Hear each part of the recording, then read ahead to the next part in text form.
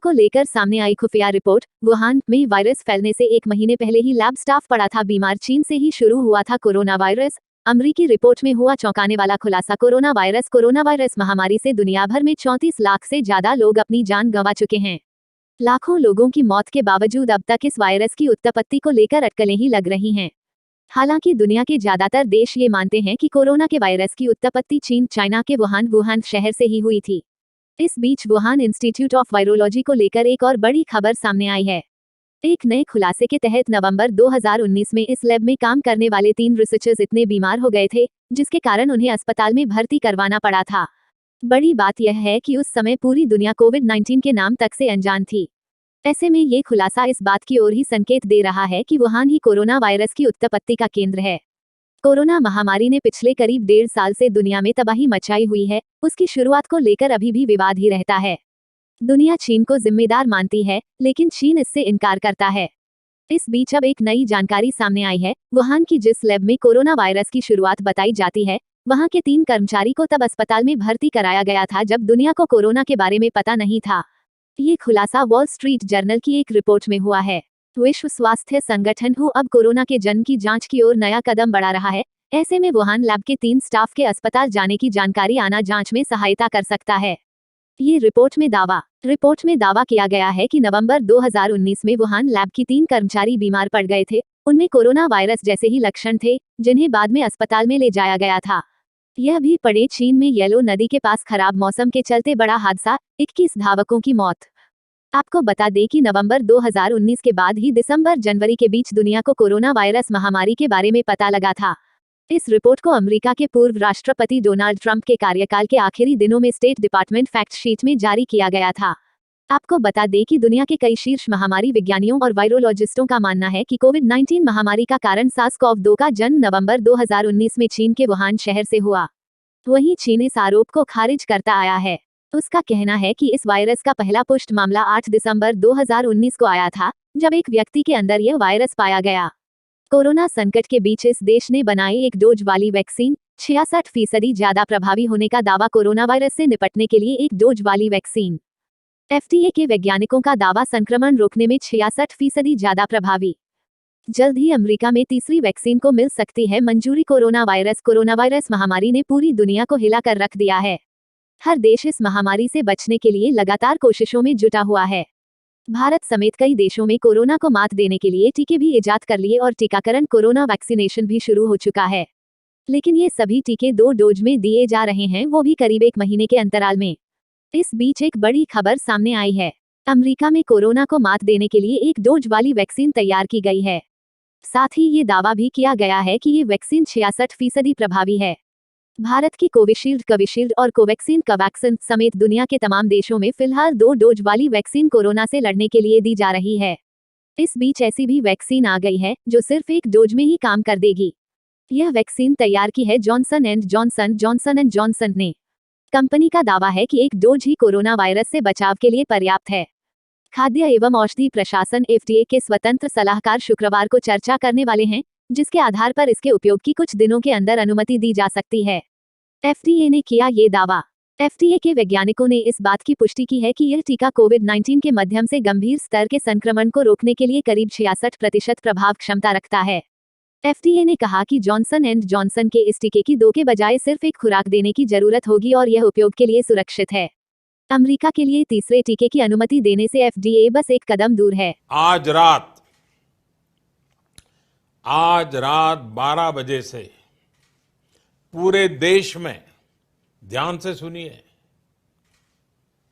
पूरे देश में। दोस्तों नमस्कार, जय हिंद, वंदे मातरम। स्वागत है आप सभी का आपके अपने न्यूज़ चैनल में। देश और दुनिया की तमाम बड़ी खबरों को लेकर हम आपके लिए हाजिर हो चुके हैं, तो अंत तक बने रहिए हमारे इस वीडियो के साथ, क्योंकि यहाँ पे आपको मिलेगी वही सारी खबरें जो कि आपके लिए जानना ज़रूरी है।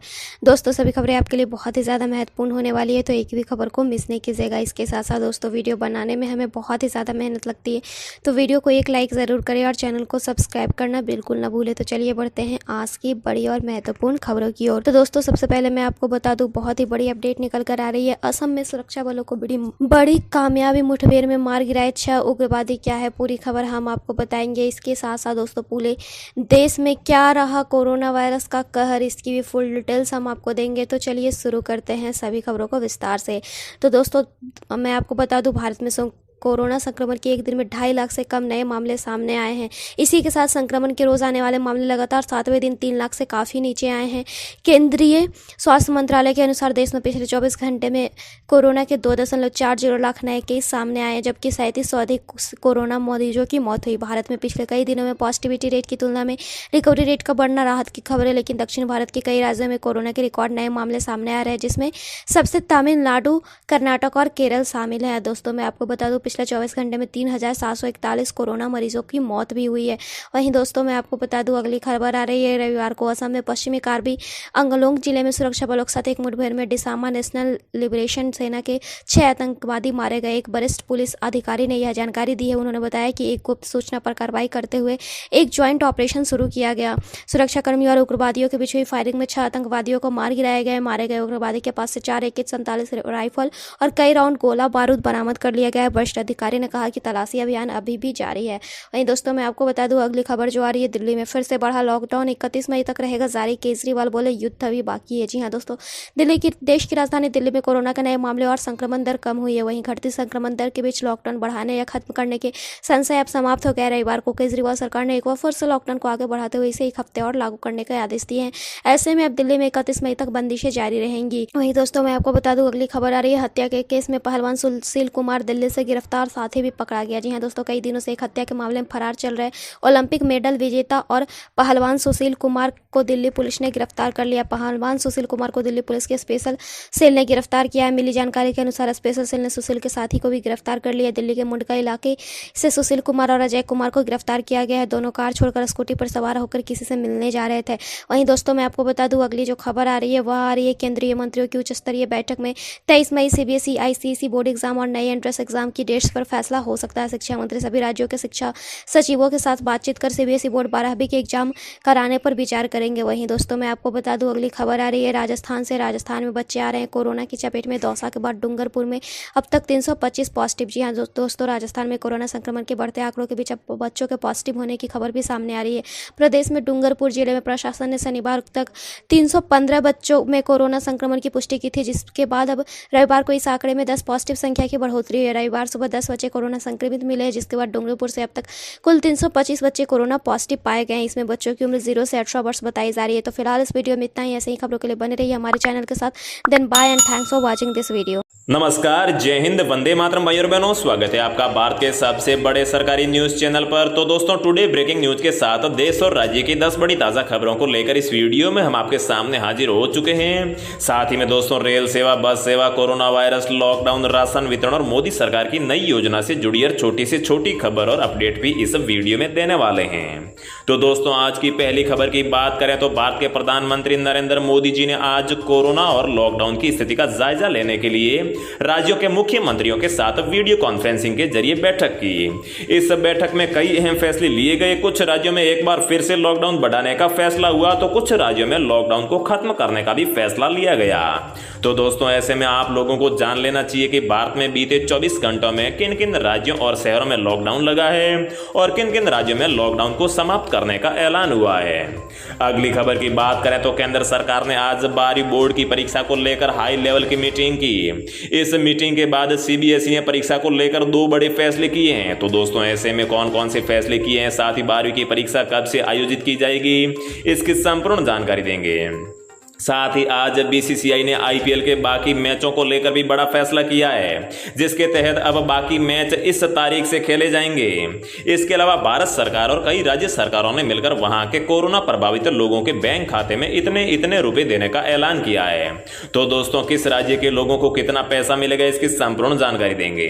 अगली खबर की बात करें तो अगर आपका इन 11 बैंकों में अकाउंट है तो 30 जून से पहले आपको ये 2 काम जरूर कर लेने होंगे, नहीं तो बाद में आपको परेशानियों का सामना करना पड़ सकता है और बैंकों के कई चक्कर भी काटने पड़ सकते हैं। इसके अलावा कुछ राज्यों में अनलॉक लगते ही स्कूल कॉलेज के खुलने की खबर आ रही है। तो दोस्तों कौन कौन से राज्यों में कब से स्कूल कॉलेज खोले जाएंगे इस वीडियो में जानने को मिलेगा। साथ ही एक रुपए का नोट आपको रातों रात लखपति बना सकता है। तो दोस्तों आगे इस वीडियो में बताएंगे कि इस एक नोट में ऐसी क्या खासियत होनी चाहिए और ये नोट आपको कहां बेचना होगा जिससे कि आपको लाखों रुपए मिलेंगे। तो दोस्तों इन्हीं सभी खबरों को एक एक करके इस वीडियो में हम आपको देने वाले हैं। चलिए खबरों का सिलसिला शुरू करते हैं। लेकिन दोस्तों आगे बढ़ने से पहले मेरी आपसे एक छोटी सी रिक्वेस्ट है कि अगर आप इस चैनल पर पहली बार आए हैं तो चैनल को सब्सक्राइब कर लीजिए और साथ ही वीडियो को एक लाइक भी जरूर कर दीजिए।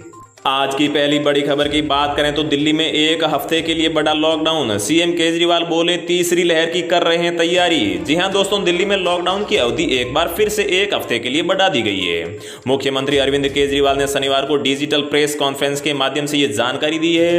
इसके बाद दिल्ली में 31 मई सुबह 5 बजे तक के लिए लॉकडाउन लागू रहेगा।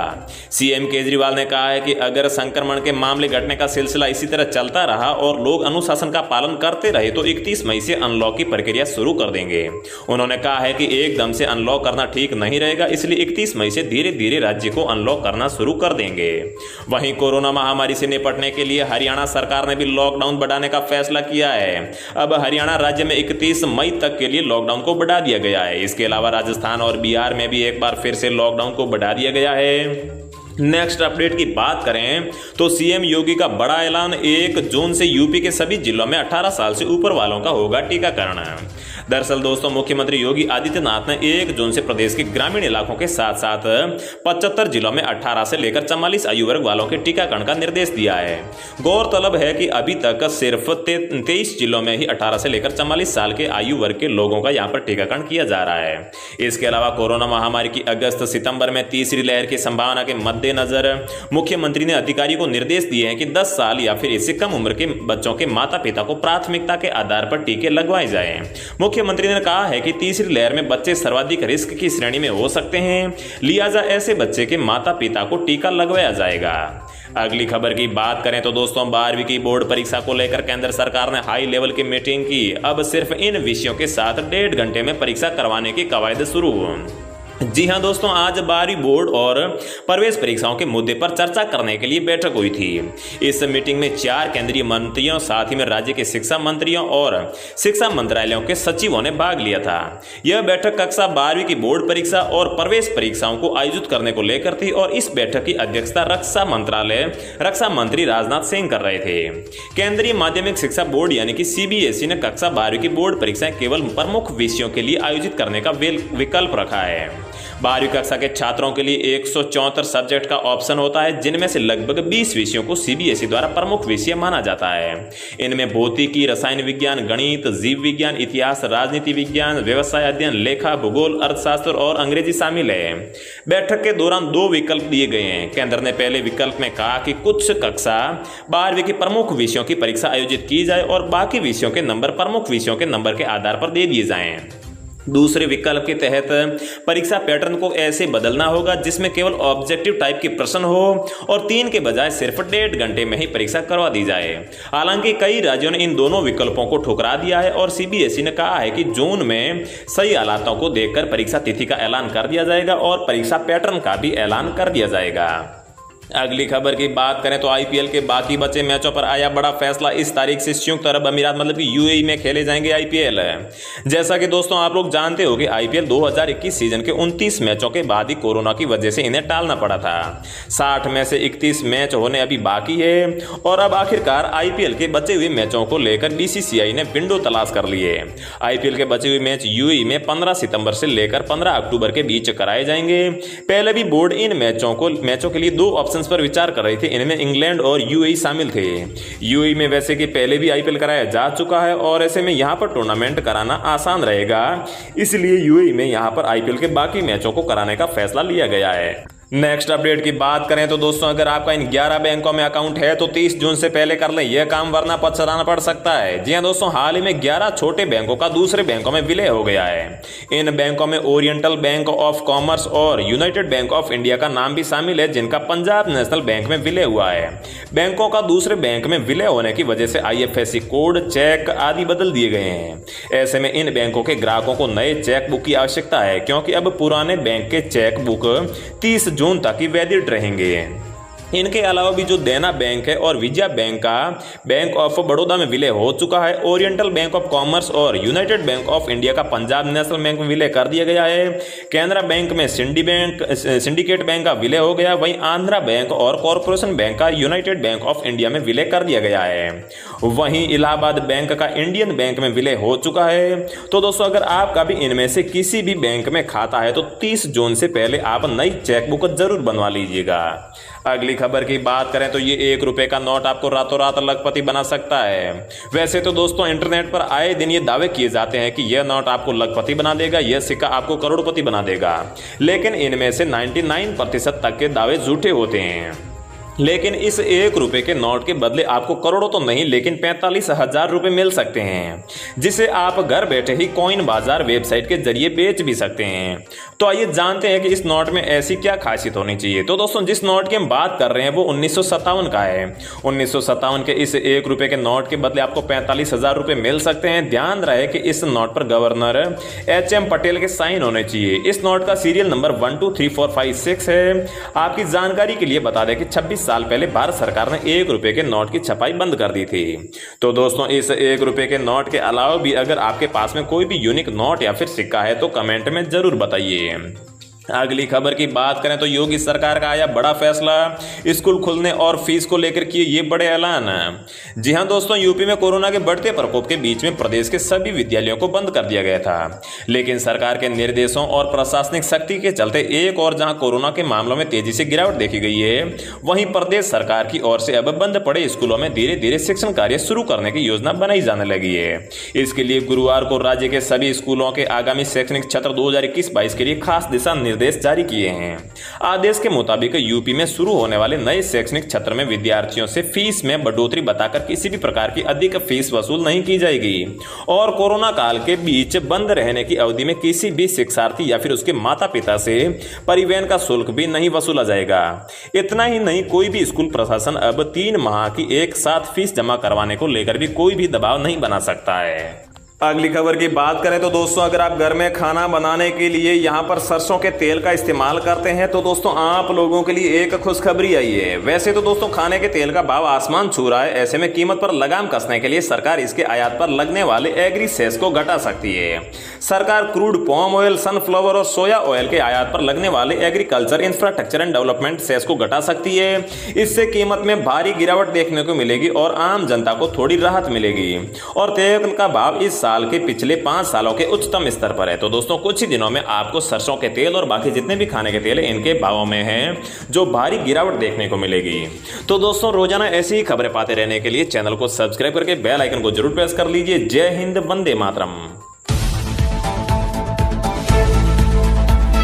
उसमें ये वायरस कई दिनों तक जीवित रह सकता है, लेकिन हेलो दोस्तों, स्वागत है आप सभी का DLS न्यूज चैनल पर एक बार फिर से। तो आज तारीख हो गई 24 मई 2021, दिन मंडे सोमवार, और बात करेंगे आज के मुख्य समाचार और टुडे ब्रेकिंग न्यूज के अपडेट वीडियो में नजर डालते हैं देश भर की तमाम बड़ी खबरों पर। आज के अपडेट में अपन चर्चा करेंगे दोस्तों की कई राज्य सरकारों की तरफ से लॉकडाउन को एक बार फिर से बढ़ा दिया गया है। राजस्थान, उत्तर प्रदेश, हरियाणा सहित 8 जून तक किन किन राज्यों में लॉकडाउन बढ़ चुका है जानेंगे अपन। साथ ही कुछ राज्य सरकारें अनलॉक भी शुरू कर चुकी है, तो उसके बारे में भी मैं आपको बताऊंगा। इसके अलावा देश भर के करोड़ों बच्चों के लिए एक बड़ी खबर आई है, जानेंगे अपन। उनके माता पिता को भी ये खबर जरूर जाननी चाहिए। 12th के बोर्ड एग्जाम्स को लेकर भी अपडेट आ रहा है और चक्रवाती तूफान को लेकर यहाँ पर गवर्नमेंट का नया अलर्ट आ चुका है। यास चक्रवाती तूफान को लेकर जो भी अपन जानेंगे, कुछ सरकार के नए नियम, नए बड़े फैसले भी आ रहे हैं। एक एक करके आज के 50 बड़ी ही इंपोर्टेंट यानी कि महत्वपूर्ण बड़ी खबरों पर नजर डालते हैं फटाफट से। बिल्कुल बने रहेगा इस वीडियो में मेरे साथ एकदम पूरा लास्ट तक देखते रहिएगा। आप कभी ना टाइम वेस्ट किए सीधे ले चलता हूँ पहली खबर में। तो देखिए आप कि अगर इस नंबर से आपको फोन या SMS आता है दोस्तों तो सावधान हो जाइए। हमारे देश की राजधानी दिल्ली की पुलिस ने भी इसको लेकर अलर्ट किया है कि इस नंबर से फोन SMS आने पर आपका बैंक खाता खाली हो सकता है। दरअसल साइबर क्राइम की घटनाएं बढ़ती जा रही हैं और इसी कड़ी में अब जालसाज एक नया तरीका अपना रहे हैं। ये देख सकते हैं आप, दिल्ली पुलिस की तरफ से साइबर क्राइम टीम की ओर से ये ट्वीट करके लोगों को अलर्ट किया गया। ये जो SMS के अंदर आप नंबर देख पा रहे ना दोस्तों, इस नंबर से अगर आपको कोई फोन SMS आता है तो आप इस नंबर पर किसी भी तरह का रिप्लाई ना करें, रेस्पॉन्स ना दें। और इतना ही नहीं, ये कुछ पॉइंट्स आप देख सकते हैं कि never call on such fraud number, never download any app on their instruction and never make even a token payment to them. कहने का मतलब ऐसे फ्रॉड वाले नंबरों पर आप कभी कॉल ना करें और इस तरह के नंबरों से आने वाले मैसेज में कई बार ऐप की लिंक भी दी हुई होती है, तो किसी भी थर्ड पार्टी ऐप को आप लिंक के जरिए अपने मोबाइल फोन में इंस्टॉल ना करें और ना ही इस तरह के नंबर पर दी हुई लिंक पर किसी तरह का पेमेंट इन्फॉर्मेशन डालें आप, ठीक है ना, वरना आपका बैंक खाता खाली हो सकता है, आपके साथ धोखाधड़ी हो सकती है। आप ये सोच रहे होंगे कि हाँ मैं तो समझदार हूँ, मैं तो ऐसा कुछ नहीं करता हूँ, तो मैं आपको बता दूं दोस्तों, ऐसे झांसे में आने वाले ज्यादातर लोग जो होते हैं ना वो एजुकेटेड शिक्षित लोग ही होते हैं, इसलिए सावधान रहें, ठीक है ना। अगली बड़ी खबर देखिए आप, बैंक खाता वालों के लिए एक नया नियम लागू होना दोस्तों की चेक से अगर आप पेमेंट करते हैं ना तो ध्यान दीजिए 1 जून से इस बैंक के नियम बदल रहे हैं। दरअसल हमारे देश का जो सरकारी बैंक है बैंक ऑफ बड़ौदा, वो 1 जून से इसके चेक के पेमेंट के नियमों में बदलाव करने जा रहा है। जी हाँ, दरअसल दोस्तों नया नियम जो है ना उसके मुताबिक अगर आप 2 लाख से ज्यादा का पेमेंट चेक के जरिए करते हैं तो अब कस्टमर को दोबारा कंफर्मेशन करना जरूरी होगा। इस प्रोसेस के कंप्लीट होने के बाद ही ट्रांजैक्शन पूरा होगा, वरना चेक कैंसिल हो जाएगा। ये देख सकते हैं बैंक ऑफ बड़ौदा की तरफ से भी इसको लेकर ट्वीट किया गया है। कहने का मतलब अब आपको 50,000 रुपए, 2 लाख रुपए या इससे ज्यादा का अगर आप चेक भरते हैं ना तो फिर BOB को रिकन्फर्मेशन देना पड़ेगा।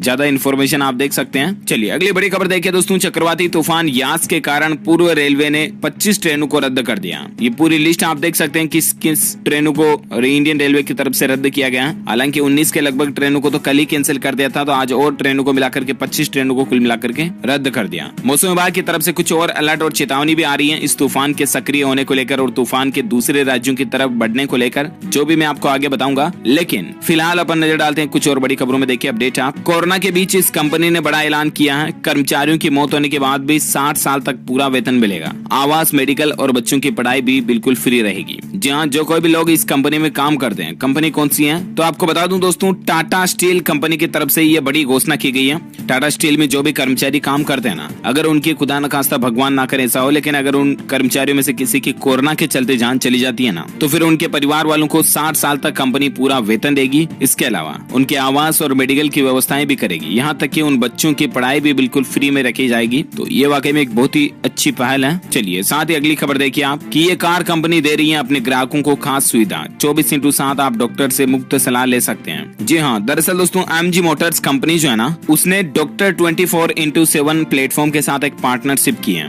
और ऐसे में MG के जो कस्टमर्स हैं वो डॉक्टर से 24/7 कभी भी परामर्श ले पाएंगे, ठीक है ना। साथ ही अगली खबर देखिए, फार्मर्स प्रोटेस्ट यानी कि किसान आंदोलन को लेकर अपडेट है। कांग्रेस समेत 12 विपक्षी पार्टियों का अभी भी संयुक्त किसान मोर्चा के लिए समर्थन जारी है। 26 मई को किसान भाई लोग काले दिवस के रूप में मनाने जा रहे हैं, क्योंकि इनकी मांग डिमांड यही है दोस्तों कि कृषि कानूनों को रद्द करे, तीनों कृषि कानूनों को। तो इसके लिए 12 अपोजिशन पार्टी जो है वो किसानों के साथ हैं और देखते हैं गवर्नमेंट इस पर क्या निर्णय लेती है। मैं आपको बता दूंगा अपडेट 26 तक। फिलहाल देखिए अगली खबर कि बैंक अब पर्सनल गारंटर की परिसंपत्तियां बेचकर भी कर सकेंगे कर्ज की वसूली। गारंटी देने वालों पर भी कर्ज की अदायगी की जिम्मेदारी होती है। जी हाँ, दरअसल दोस्तों सुप्रीम कोर्ट ने एक बड़ा फैसला दिया है। जो लोग दिवालिया कानून की प्रक्रिया से बचने की जुगत कर रहे हैं, उन कॉर्पोरेट घरानों के नामी लोगों के लिए सुप्रीम कोर्ट ने एक अहम फैसला सुनाते हुए कहा कि जिन किन्हीं भी लोगों ने, बड़ी बड़ी कंपनियों ने अगर बैंकों से कर्ज लिया हुआ है, लोन लिया हुआ है, तो अब उनके गारंटर को पूरी लोन की राशि चुकानी पड़ेगी, वरना बैंक जो है वो उनकी पर्सनल संपत्तियां बेच करके भी कर्ज की वसूली कर पाएंगे। ये एक सुप्रीम कोर्ट का अहम फैसला है। साथ ही अगली बड़ी खबर देखिए कि ब्लैक फंगस के बाद अब हमारे देश में कोविड पीड़ित बच्चों की समस्या बहुत ज्यादा बढ़ रही है और ये हमारे देश के डॉक्टरों के लिए एक चिंता की बात है। बच्चों में बहुत ज्यादा अब कोरोना का संक्रमण फैल रहा है, जबकि आपको पता होगा कि वैज्ञानिकों का तो ये कहना है कि कोरोना की तीसरी लहर आएगी, उसमें बच्चे ज्यादा बीमार होंगे। अभी जो ये बच्चे बीमार हो रहे हैं, इसमें भी कोरोना की तीसरी लहर की आशंका नजर आ रही है। थर्ड वेव में बड़े पैमाने पर बच्चे प्रभावित हो सकते हैं। बाल आयोग ने हर राज्य से आईसीयू समेत बच्चों के इलाज वाले 22 उपकरणों का एक डेटा भी मांगा है। ये देख सकते हैं आपके बच्चों के हेल्थ इंफ्रास्ट्रक्चर से जुड़े आंकड़े। हेल्थ सर्वे और रिपोर्ट्स के मुताबिक भारत में 78.1% बाल रोग विशेषज्ञों की कमी है। सरकारी रिपोर्ट्स में बच्चों के NICU वेंटिलेटर मेडिकल उपकरण के आंकड़े ही नहीं है। Rural health statics neonatal health mission report में भी बच्चों से जुड़े आंकड़े मौजूद नहीं है। बच्चों के इलाज के लिए ट्रेंड नर्सेज और पैरामेडिकल स्टाफ का राज्यवार डेटा भी अवेलेबल नहीं है। यानी कि बच्चों के इलाज की कितनी खामियां हैं अभी हमारे प्रशासन में, सिस्टम में, गवर्नमेंट में, इन सब चीजों को दूर करने की जरूरत है, क्योंकि कोरोना की थर्ड वेव बच्चों के लिए हानिकारक हो सकती है, राइट। और इसीलिए वैज्ञानिकों की और डॉक्टरों की पहले से प्री चेतावनी, प्री अलर्ट निकल कर आ रहा। देखिए दोस्तों, कोरोना की तीसरी लहर के पहले कर्नाटक सरकार ने एक बहुत ही अच्छा कदम उठाया है। बच्चों के लिए स्थापित किए जाएंगे special children Covid care centre,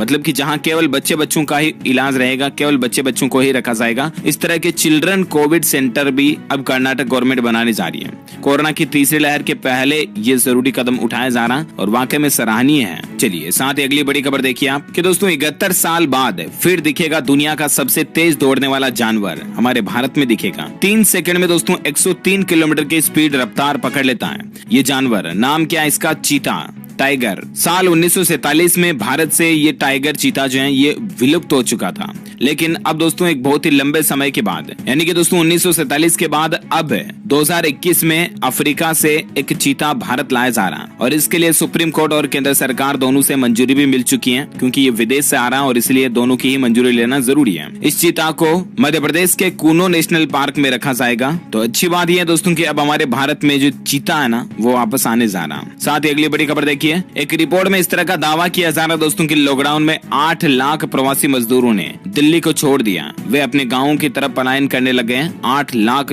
बाहर के जो मजदूर है ना वो राजधानी को छोड़ करके आ चुके हैं। हाल ही में हुए एक सर्वे में इस बात का पता चला। यानी कि दोस्तों हमारे देश के ज्यादातर मजदूर जो शहरों में काम करते हैं वो ग्रामीण इलाकों में अपने गाँव की तरफ लौट रहे हैं। चलिए साथ ही अगले अपडेट में बात करते हैं और नजर डालते हैं आज के मौसम समाचार पर। तो देखिए दोस्तों, यास चक्रवात से भारी नुकसान की आशंका जताई जा रही है और इसी को देखते हुए वायुसेना ने ऑलरेडी 25 हेलीकॉप्टर भी तैनात कर दिए हैं, ताकि ये तूफान आने के बाद बचाव राहत कार्यों में उनको काम में लिया जा सके। आपको बता दूं, भारतीय मौसम विज्ञान विभाग का कहना है, मौसम विभाग ने अलर्ट जारी किया कि बंगाल की खाड़ी में जो कम दबाव का क्षेत्र बन रहा है वो अब गंभीर हो रहा है और धीरे धीरे वो एक विकराल चक्रवाती तूफान का रूप ले रहा है। इस चक्रवात को यास नाम दिया गया। ये 26 मई को पश्चिम बंगाल तथा उड़ीसा तट से टकराने की संभावना है। वहीं देखिए, चक्रवात यास से निपटने के लिए सेना भी तैयार हो चुकी है और मेडिकल टीम के साथ साथ दवाइयां और राहत बचाव का सामान लेकर मौके पर मौजूद हैं। अभी दोस्तों ये जो तूफान है और भी ज्यादा खतरनाक होता जा रहा है। अब मौसम विभाग ने इसको लेकर जो चेतावनी जारी की है, नई अलर्ट है, उसके मुताबिक देखिए कुछ ही घंटों में विकराल रूप धारण करेगा यास। कल ही आपको पता होगा पीएम मोदी ने इस तूफान को लेकर एक समीक्षा की बैठक भी की। ये जो चक्रवाती तूफान है इसमें दोस्तों 155 से 165 किलोमीटर प्रति घंटे की रफ्तार से हवाएं चल सकती हैं। प्रशासन की तरफ से इस तरह का अलर्ट आ रहा है। अब ये तूफान कब तक आने की संभावना है? तो वैसे तो इसका प्रभाव 25 तारीख से शुरू हो जाएगा, लेकिन 28 तक ये चक्रवात यास जो है प्रचंड असर ले लेगा, यानी कि बहुत बड़ा विशाल बन जाएगा और उसके बाद ये पश्चिम बंगाल, उड़ीसा इन तट से टकरा सकता है। झारखंड राज्य में भी चेतावनी जारी की गई है मौसम विभाग की तरफ से। तो इन 3 राज्यों के आसपास के इलाकों में रहने वाले लोग बाग जरूर सावधान रहें और अलर्ट रहें। वहीं देखिए दोस्तों, चक्रवाती तूफान यास से लोगों को बचाव के लिए एनडीआरएफ की 5 टीमों को ऑलरेडी कोलकाता भी रवाना कर दिया। कोलकाता में भी इसकी तबाही का खतरा है और इसलिए उसको वहां पर 5 टीमों को वहां भेजा गया। वहीं वाराणसी से पश्चिम बंगाल गई एनडीआरएफ की 5 टीमें, बाबतपुर एयरपोर्ट से एयरलिफ्ट वगैरह को भी लिया गया है। तो ये कुछ प्रशासन की तैयारियां चल रही इस यास तूफान को लेकर। ओके, बाकी आपको बता दूं इस यास के बाद जो अगला चक्रवाती तूफान आएगा ना उसका नाम होगा गुलाब। ये तूफानों के नामकरण करने की भी एक रोचक प्रणाली है। दरअसल बात कुछ यूं है दोस्तों की दुनिया के 5-7 देश मिलकर के जो उधर के एरिया में अगर कोई तूफान आने वाला है तो उसका नामकरण करते हैं, जैसे कि बांग्लादेश, भारत, ईरान, बुरेवी, ये सब कुछ तूफान के नामकरण में हिस्सा लेते हैं। ओके, संपूर्ण भारत का अगले 24 घंटों के दौरान आज 24 मई 2021 का मौसम पूर्वानुमान आखिर क्या कहता है? तो मैं आपको बता दूं अगले 24 घंटों के दौरान अंडमान निकोबार द्वीप समूह में भारी बारिश होने की संभावना है। इसके अलावा तमिलनाडु, रायलसीमा, केरल, तटीय और दक्षिण आंतरिक कर्नाटक, तटीय उड़ीसा, तटीय आंध्र प्रदेश में भी हल्की से मध्यम बारिश हो सकती है। उत्तर पूर्व भारत, कोंकण और गोवा, जम्मू कश्मीर, गिलगित बाल्टिस्तान, मुजफ्फराबाद, लद्दाख और हिमाचल प्रदेश में भी हल्की फुल्की बारिश आपको देखने को मिल सकती है। ओके, ये रहा आज का वेदर अलर्ट। और आइए दोस्तों, अब अपन नजर डालते हैं कोरोना से जुड़ी कुछ बड़ी खबरों में। वीडियो को बीच में बिल्कुल भी बंद मत कीजिएगा, एकदम पूरा लास्ट तक देखते रहिएगा क्योंकि खबरें बहुत ही महत्वपूर्ण हैं। फिलहाल देखिए आप अगली खबर, कोरोना से संबंधित कुछ अपडेट में। राजस्थान के पूर्व मुख्यमंत्री जगन्नाथ पहाड़िया जी की पत्नी शांति पहाड़िया का निधन हो चुका है। हाल ही में आपको बताऊंगा उनके पति जगन्नाथ पहाड़िया जी का भी कोरोना के चलते निधन हुआ था और अब इनका भी निधन हो चुका है। भगवान इनकी आत्मा को शांति प्रदान करें। अगली खबर देखिए दोस्तों, विदेश जाने वाले यात्रियों को एयरपोर्ट पर दिखानी होगी QR कोड वाली RT-PCR रिपोर्ट। इस तरह का नया नियम भी लागू हो चुका है। दरअसल नागरिक उड्डयन मंत्रालय ने एक बड़ा फैसला लिया। जो लोग फॉरेन विदेश में जाना चाहते हैं उन यात्रियों को अब एयरपोर्ट पर QR कोड वाली कोरोना RT-PCR रिपोर्ट नेगेटिव दिखाना जरूरी होगा। चलिए साथ ही अगली खबर देखिए, उत्तराखंड सरकार का बड़ा ऐलान है। कोविड से अनाथ बच्चों को हर महीने भत्ता देने के अलावा नौकरी की व्यवस्था भी करेगी। जी हाँ दोस्तों, उत्तराखंड के मुख्यमंत्री तीरथ सिंह रावत ने जो ऐसे बच्चे जिनके माता पिता की कोरोना से मौत हो चुकी है, वे बच्चे अब इस दुनिया में अगर अनाथ हो चुके हैं तो उन बच्चों के लिए एक नई योजना की शुरुआत की है। ये आप देख सकते हैं, कल ही तीरथ सिंह रावत ने ट्वीट करके बात की जानकारी दी है कि आपकी सरकार ने तय किया कि प्रदेश के सभी ऐसे बच्चे जिन्होंने कोविड-19 महामारी से अपने माता पिता को खोया ना, उन सभी बच्चों की जिम्मेदारी अब उनको पढ़ाना लिखाना, उनके खर्चे पानी वगैरह सब की जिम्मेदारी गवर्नमेंट खुद उठाएगी। इसके लिए हम मुख्यमंत्री वात्सल्य योजना की भी शुरुआत करने जा रही है उत्तराखंड की राज्य सरकार। वाकई में सैल्यूट सरकार के इस फैसले को। और अगली खबर देखिए दोस्तों, कुछ डॉक्टरों ने ऐसे भी चौंकाने वाले खुलासे किए कि RT-PCR टेस्ट जो है ना, वही ब्लैक फंगस की बड़ी वजह बन रहा है। यानी कि कोरोना की जांच करना ही ब्लैक फंगस का एक महत्वपूर्ण कारण हो सकता है। हालांकि फिलहाल गवर्नमेंट की तरफ से ऐसा कोई ऑफिशियल अपडेट नहीं आ रहा, सिर्फ और सिर्फ देश के कुछ डॉक्टर वगैरह जो है चौंकाने वाले खुलासे कर रहे हैं, चिंता कर रहे हैं इस बात को लेकर। देखते हैं ऑफिशियली WHO की तरफ से या गवर्नमेंट ऑफ इंडिया की तरफ से ऑफिशियल क्या अपडेट आता है, मैं आपको बता दूंगा। फिलहाल देखिए आप अगली खबर, इस महामारी के चलते दोस्तों, अभी जो कोरोना महामारी चल रही है ना, इसके चलते अमेरिका और ब्राजील के बाद भारत दुनिया का तीसरा ऐसा देश बन चुका है जिसमें मौत का आंकड़ा 3 लाख के पार पहुंच चुका है। यानी कि भारत में कुल मरने वालों की संख्या आज 3 लाख से भी ज्यादा हो चुकी है। यानी कि भारत में भी कोरोना से कितनी मौतें हुई, इस बात का अंदाजा आप लगा सकते हैं। साथ ही बड़ी खबर देखिए आप, उत्तर प्रदेश की मुख्यमंत्री योगी आदित्यनाथ सरकार ने बड़ा फैसला लिया। जो लोग अब कोरोना दवाओं की कालाबाजारी करेंगे ना, उनकी संपत्ति गवर्नमेंट जब्त कर लेगी। ये मुख्यमंत्री योगी का आदेश है। अभी इस कोरोना काल के दौरान जो कोई भी लोग अगर दवाइयों की, मेडिसिन की कालाबाजारी करता हुआ पकड़ा जाता ना, तो फिर आपको उनको उनकी संपत्ति गंवानी पड़ेगी। ये यूपी गवर्नमेंट का बड़ा फैसला है, वाकई में अच्छी बात है। अगली बड़ी खबर देखिए दोस्तों, कोरोना की तीसरी लहर की दस्तक शुरू हो चुकी है। राजस्थान के दौसा जिलों में 341 बच्चे कोरोना संक्रमित पाए गए, सिर्फ दौसा में। ये देखिए आप हालात। आपको पता होगा कर्नाटक में 1-2 दिन से खबरें आ रही की 40,000 से भी ज्यादा बच्ची जो है कोरोना से संक्रमित हो चुके हैं कर्नाटक राज्य में। कितने ज्यादा हालात बिगड़ गए हैं। अभी मतलब तीसरी लहर आए या नहीं आए, कब आए, कैसे आए, कहाँ आए, आप कुल मिलाकर के अपने बच्चों को प्लीज ज्यादा सावधानी से रखें। उन्हें बिना काम घर से बाहर बिल्कुल भी ना जाने दें और बाहर की चीजें अपने बच्चों को ना खिलाएं और कुल मिलाकर के उनका स्पेशली ध्यान रखें, ठीक है ना। अगली बड़ी खबर देखिए, ब्लैक फंगस को 14 राज्यों ने महामारी घोषित कर दिया। हालांकि केंद्र सरकार की तरफ से ऑफिशियली अनाउंसमेंट कर दिया सभी राज्योों के द्वारा इसको महामारी घोषित कराने के लिए, लेकिन अब तक 14 ऐसे राज्य हैं, नाम आप देख सकते हैं, राजस्थान, गुजरात, कर्नाटक, उत्तर प्रदेश, हरियाणा, मध्य प्रदेश, उड़ीसा, उत्तराखंड, तेलंगाना, हिमाचल प्रदेश, बिहार और पंजाब समेत देश के 14 राज्यों ने इस ब्लैक फंगस को भी महामारी घोषित कर दिया। अच्छा, साथ ही बड़ी खबर देखिए, राजधानी दिल्ली में 1 सप्ताह तक के लिए लॉकडाउन को बढ़ा दिया गया है। हालांकि दिल्ली में 31 मई से ही अनलॉक की प्रक्रिया शुरू होगी, ये कहना दिल्ली के मुख्यमंत्री अरविंद केजरीवाल की ओर से। साथ ही बड़ी खबर देखिए दोस्तों, कोरोना से रिकवर होने के बाद हो सकते हैं गैंग्रीन का शिकार। जिस तरह से दोस्तों अभी कोरोना मरीजों में ब्लैक फंगस का मामला देखा जा रहा ना, उसी तरह से अब कोरोना से ठीक होने वाले लोगों में गैंग्रीन बीमारी का भी शिकार होना पड़ सकता है उनको। शुगर पेशेंट और स्मोकर्स जो बीड़ी सिगरेट वगैरह पीते हैं, स्मोकिंग करते हैं, उन लोगों को इससे ज्यादा खतरा है। अब ये गैंग्रीन क्या होता है, तो इससे पहले आप एक एग्जाम्पल देखिए। उत्तरी गुजरात के बनासकांठा कांठा के भाबर के रहने वाले 26 साल के हीराजी लोहार को गैंग्रीन होने के बाद उनका बायां पैर काटना पड़ा था। अब आप अंदाजा लगा सकते हैं कि ये कितनी गंभीर बीमारी है। गैंग्रीन क्या होता है? जब दोस्तों ये एक ऐसी बीमारी है जब हमारे कोई अंग विशेष में होती है और वो अंग पूरा खराब हो जाता है, उस अंग तक ब्लड पहुंचना बंद हो जाता है, वो अंग एक तरह से मर जाता है। पर्टिकुलर कोई हाथ हो गया या ऐसा हो गया तो वो पूरा ही खत्म हो जाता है, उसमें ब्लड पहुंचना बंद हो जाता है और वो चीज खत्म हो जाती है। फिर उसको पूरा को काटना ही पड़ता है, इसके अलावा और कोई सोल्यूशन नहीं होता है। जिस तरह से अभी ब्लैक फंगस बढ़ने के बाद लोगों की आंखें गंवानी पड़ रही है ना, ठीक वैसे ही, इसलिए प्लीज आप सावधान रहें पहले से ही। वहीं बड़ी खबर देखिए, तमिलनाडु राज्य में भी 1 सप्ताह के लिए पूर्ण लॉकडाउन बढ़ चुका है। अच्छा, तमिलनाडु के अलावा दोस्तों राजस्थान सरकार ने भी 8 जून तक लॉकडाउन बढ़ा दिया। मैंने आपको कल शाम को ही एक सेपरेट वीडियो में अपडेट बताया था। इस बार राजस्थान के अंदर लॉकडाउन में 30 जून तक तो शादियों पर कंप्लीटली रोक रहेगी, और इसके अलावा क्या खुला रहेगा क्या बंद रहेगा, मेडिकल सुविधाओं को लेकर, साथ ही पेट्रोल डीजल के लिए पेट्रोल पंप कब खुलेंगे, कितनी क्या टाइमिंग रहेगी, किराने की दुकानें कब खुलेगी, सब्जी फल फ्रूट वाले रेडी वालों के लिए क्या नियम है, ये कंप्लीट जानकारी एक सेपरेट वीडियो में बता रखी है, तो उसको आप चेक कर लीजिएगा हमारे चैनल पर विजिट करके। DLS न्यूज चैनल पर आपको देखने को मिल जाएगी। ओके, साथ ही देखिए दोस्तों, जम्मू कश्मीर से केरल तक आखिर किन किन राज्यों ने लॉकडाउन को बढ़ा दिया, तो यहाँ पर लिस्ट दी हुई है। दिल्ली, उत्तर प्रदेश, केरल, तमिलनाडु, गुजरात, महाराष्ट्र, हरियाणा, झारखंड, छत्तीसगढ़, कर्नाटक, जम्मू कश्मीर, गोवा और राजस्थान, इन राज्यों ने लॉकडाउन को बढ़ा दिया। ऑलमोस्ट सभी राज्यों ने 31 मई तक तो लॉकडाउन एक्सटेंड कर ही दिया है, और राजस्थान सरकार ने आपको पता होगा कल ही 8 जून तक लॉकडाउन को बढ़ा दिया, ठीक है ना।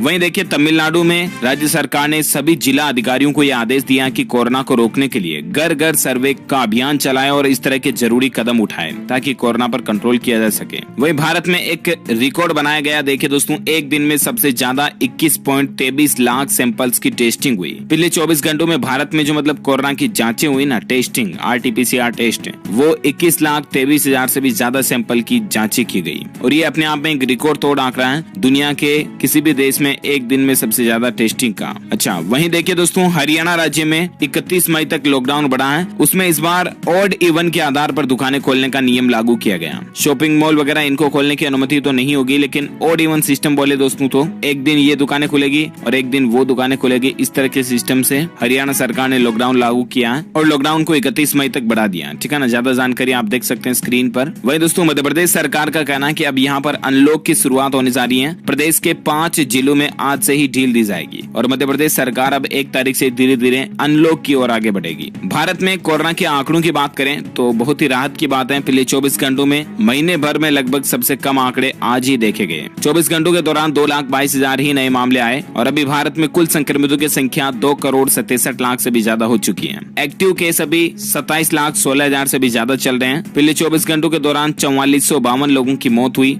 और उसके बाद भारत में कुल मरने वालों की संख्या का आंकड़ा 3,03,000 से भी ज्यादा पहुंच चुका है। तो ये तो रहे आज के कोरोना अपडेट्स, और अब अपन नजर डाल लेते हैं कुछ एजुकेशन शिक्षा से संबंधित खबरों पर। तो आपको पता होगा कि CBSE की बोर्ड एग्जाम्स को लेकर कल ही एक महत्वपूर्ण बैठक हुई और उसमें यह निर्णय लिया गया दोस्तों कि एक तो 25 मई तक राज्यों से लिखित में सुझाव मांगे हैं। शिक्षा मंत्री निशंक बोले कि छात्रों का भविष्य महत्वपूर्ण है और इसीलिए एग्जाम को रद्द तो नहीं किया जा सकता, लेकिन यहाँ पर राज्य सरकारों की तरफ से 25 तारीख तक सुझाव मांगे गए हैं और उसके बाद CBSE 12th के एग्जाम को लेकर कोई डिसीजन लेगी। वहीं दिल्ली के डिप्टी CM का कहना है कि पहले बच्चों को वैक्सीन लग जाए उसके बाद ही एग्जाम कराने चाहिए। अब CBSE के 12वीं के परीक्षाओं का क्या होगा, इस पर अंतिम फैसला 30 मई को आएगा। 1 जून से पहले आ जाएगा तो मैं आपको बता दूंगा DLS न्यूज चैनल के माध्यम से अपडेट। या तो दोस्तों जुलाई में इसकी परीक्षाएं होने की संभावना है, या तो एग्जाम रद्द कर दिया जाता है, या क्या होता है, जो कोई भी ऑफिशियल अपडेट आएगा तो मैं आपको बता दूंगा। वहीं राजस्थान बोर्ड की परीक्षा जून में कराने की सूचना इंटरनेट पर वायरल हो रही है। इस पर भी शिक्षा विभाग का कहना है कि ऐसा कोई भी प्लान अभी नहीं है। इंटरनेट पर मतलब सोशल मीडिया पर इस तरह का मैसेज वायरल किया जाना कि राजस्थान बोर्ड की 5 जून से परीक्षाएं होंगी, तो इस तरह का दावा फर्जी है। ओके,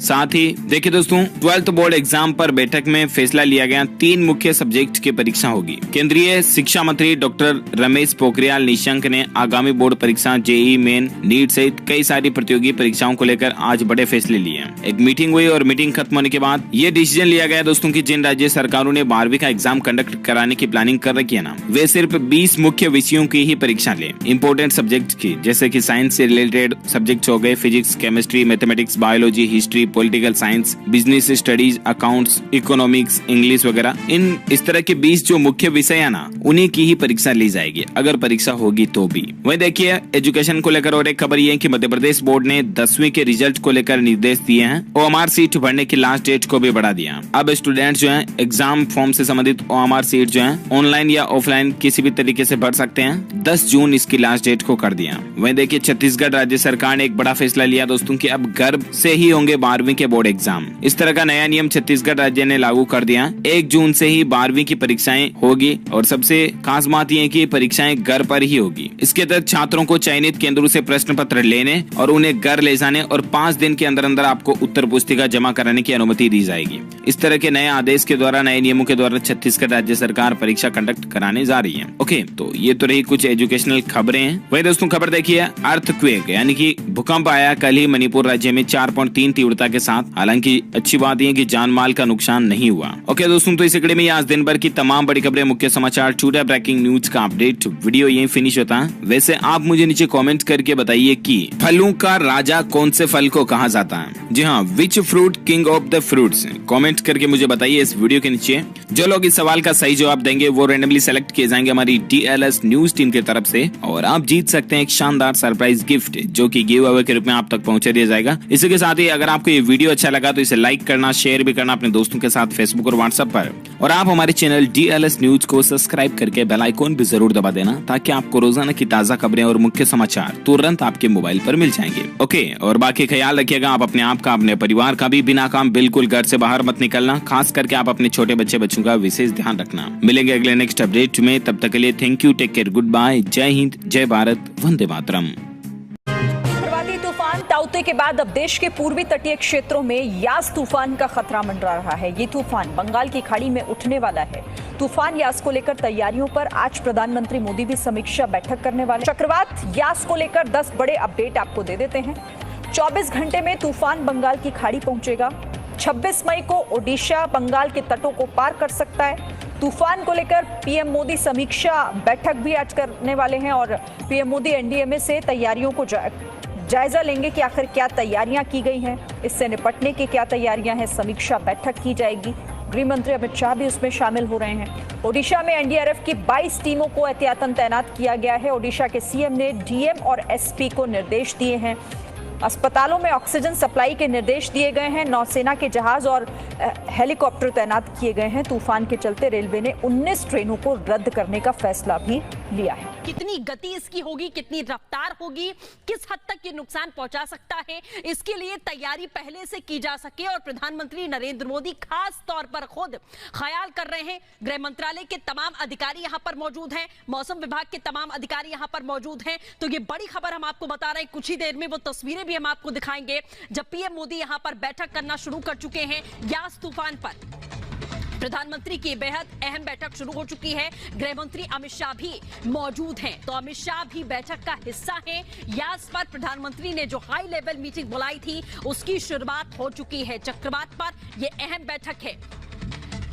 इससे पहले भी तौकते तूफान को लेकर प्रधानमंत्री नरेंद्र मोदी ने बेहद अहम बैठक की थी। बारीकियों से समझने की कोशिश की थी कि ये तूफान कितना घातक हो सकता है, कितनी रफ्तार से हवाएं चल सकती हैं, खास तौर पर जो तटीय राज्य हैं यानी कि बंगाल और उड़ीसा में सीधे माना जा रहा है कि काफी हद तक ये नुकसान पहुंचा सकता है और वहां पर ये बड़े चक्रवात का रूप धारण कर सकता है। तो यास ये चक्रवाती तूफान आने से पहले ही प्रधानमंत्री सतर्क हो चुके हैं। बैठक लगातार जारी है। बैठक का मोटिव यही है कि इसे कंट्रोल रोका तो नहीं जा सकता, लेकिन कम से कम जितना नुकसान आशंका जाहिर की जा रही है उसे रोकने की कोशिश जरूर की जा सकती है। अपनी तरफ से तैयारियां की जा सकती हैं। कौन कौन से वो इलाके होंगे जिन्हें खाली कराना बहुत जरूरी होगा कि वहां पर जो लोग रहते हैं उनके घरों को खाली करवा लिया जाए, महफूज और सुरक्षित जगहों पर उन्हें पहुंचाया जाए। इसके साथ ही बहरहाल एक और बड़ी खबर है। बंगाल की खाड़ी से उठे साइक्लोन यास पर मौसम विभाग ने चेतावनी जारी की है। साइक्लोन यास के चक्रवाती तूफान में बदलने का अनुमान जताया गया है। 26 मई को पश्चिम बंगाल और ओडिशा से टकराएगा तूफान। नमस्कार दोस्तों, स्वागत है आपका दिन भर की बड़ी खबरों में। जी हाँ दोस्तों, बड़ी खबर है सीबीआई को लेकर। सीबीआई का अगला चीफ चुनने के लिए आज होगी सीक्रेट मीटिंग। मीटिंग में प्रधानमंत्री नरेंद्र मोदी व गृह मंत्री अमित शाह लेंगे भाग।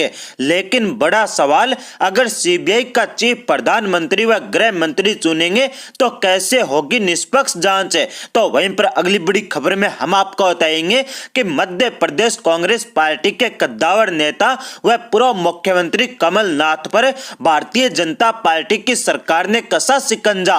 कमलनाथ के खिलाफ क्राइम ब्रांच में शिकायत हुई दर्ज, किसानों को उकसाने का लगा आरोप है। तो वहीं पर अगली बड़ी खबर में हम आपको बताएंगे कि योग गुरु बाबा रामदेव ने डॉक्टरों के ऊपर दिया अपना विवादित बयान लिया वापस है। स्वास्थ्य मंत्री डॉक्टर हर्षवर्धन की चिट्ठी के बाद रामदेव ने लिखित में डॉक्टरों से मांगी माफी।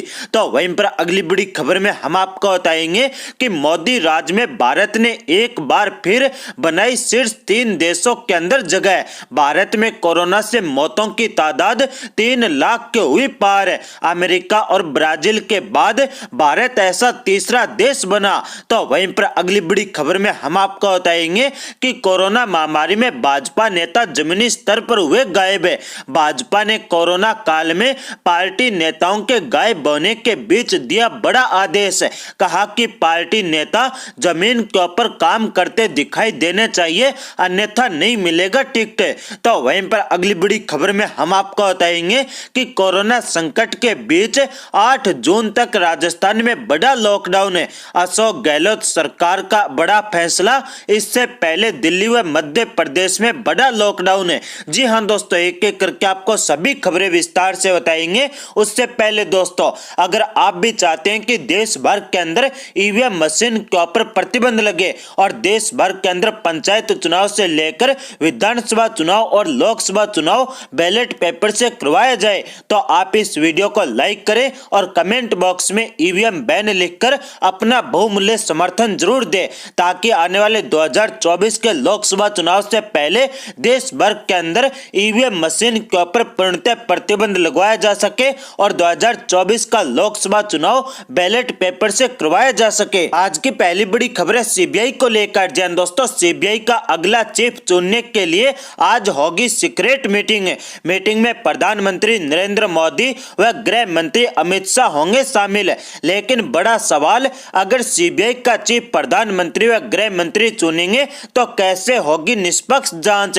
जी हां दोस्तों, आपको बता दें कि देश की सबसे शक्तिशाली जांच एजेंसी केंद्रीय जांच ब्यूरो यानी सीबीआई के प्रमुख का पद मार्च महीने से ही रिक्त पड़ा है। सीबीआई चीफ पद से ऋषि कुमार शुक्ला के सेवानिवृत्त होने के बाद से ही केंद्रीय जांच एजेंसी को अपने नए प्रमुख की तलाश है और सीबीआई के चीफ का यह इंतजार जल्दी ही समाप्त हो सकता है। सीबीआई का नया प्रमुख चुनने के लिए आज यानी 24 मई को बैठक होनी है। आपको बता दें दोस्तों कि इस बैठक के अंदर प्रधानमंत्री नरेंद्र मोदी, सर्वोच्च न्यायालय के मुख्य न्यायाधीश एनवी रमना और लोकसभा में विपक्ष के नेता अधीर रंजन चौधरी शामिल होंगे। सीबीआई प्रमुख का चयन करने के लिए होने जा रही इस बैठक में उन नामों के ऊपर चर्चा होगी जो इस पद की रेस में है। बताया जा रहा है कि सीबीआई प्रमुख के लिए जो नाम रेस में है उनमें अंतरिम सीबीआई अध्यक्ष, बीएसएफ और नारकोटिक्स कंट्रोल ब्यूरो के प्रमुख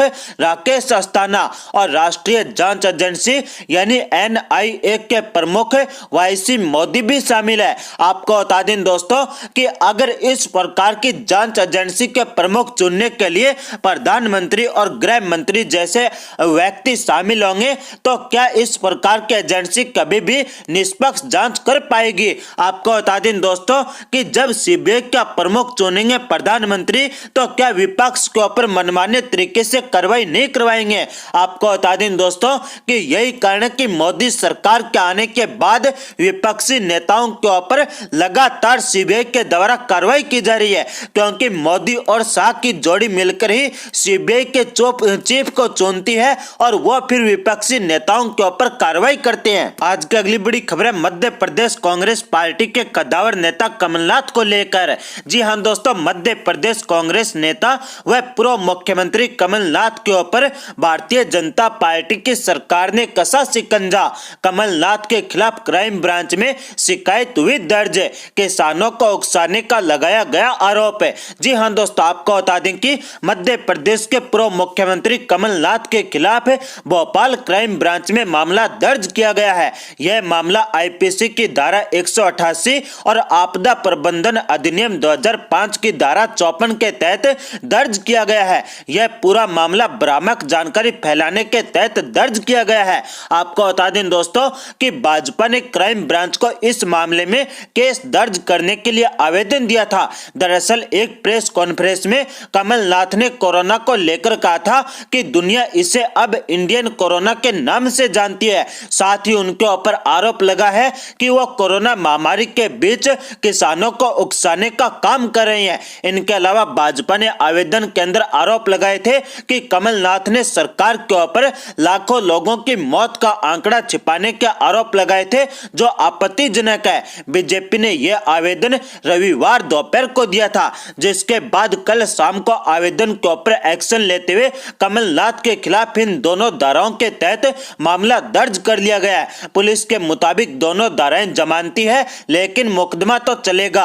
आपको बता दें दोस्तों कि इससे पहले टूल किट मामले में भाजपा नेता संबित पात्रा को रायपुर पुलिस ने नोटिस भेजा था और बताया जा रहा है कि यह नोटिस संबित पात्रा से पूछताछ के लिए जारी किया गया है। नोटिस के अंदर संबित पात्रा को कल यानी रविवार को शाम 4 बजे तक रायपुर के थाना सिविल लाइन के अंदर व्यक्तिगत अथवा वीडियो कॉन्फ्रेंसिंग के जरिए उपस्थित होने के निर्देश दिए गए थे। तो वहीं पर नोटिस का पालन नहीं करने पर कार्रवाई करने के भी आदेश दिए गए थे, और जिसके चलते अब भारतीय जनता पार्टी ने भी कांग्रेस पार्टी के नेताओं के ऊपर कार्रवाई करनी शुरू कर दी है। आज की अगली बड़ी खबर है मोदी सरकार को लेकर। जी दोस्तों, मोदी राज में भारत ने एक बार फिर बनाई शीर्ष 3 देशों में जगह। भारत में कोरोना से मौतों की तादाद 3 लाख के पार पहुंची। अमेरिका और ब्राजील के बाद ऐसा कारनामा करने वाला भारत बना तीसरा देश है। जी हां दोस्तों, आपको बता दें कि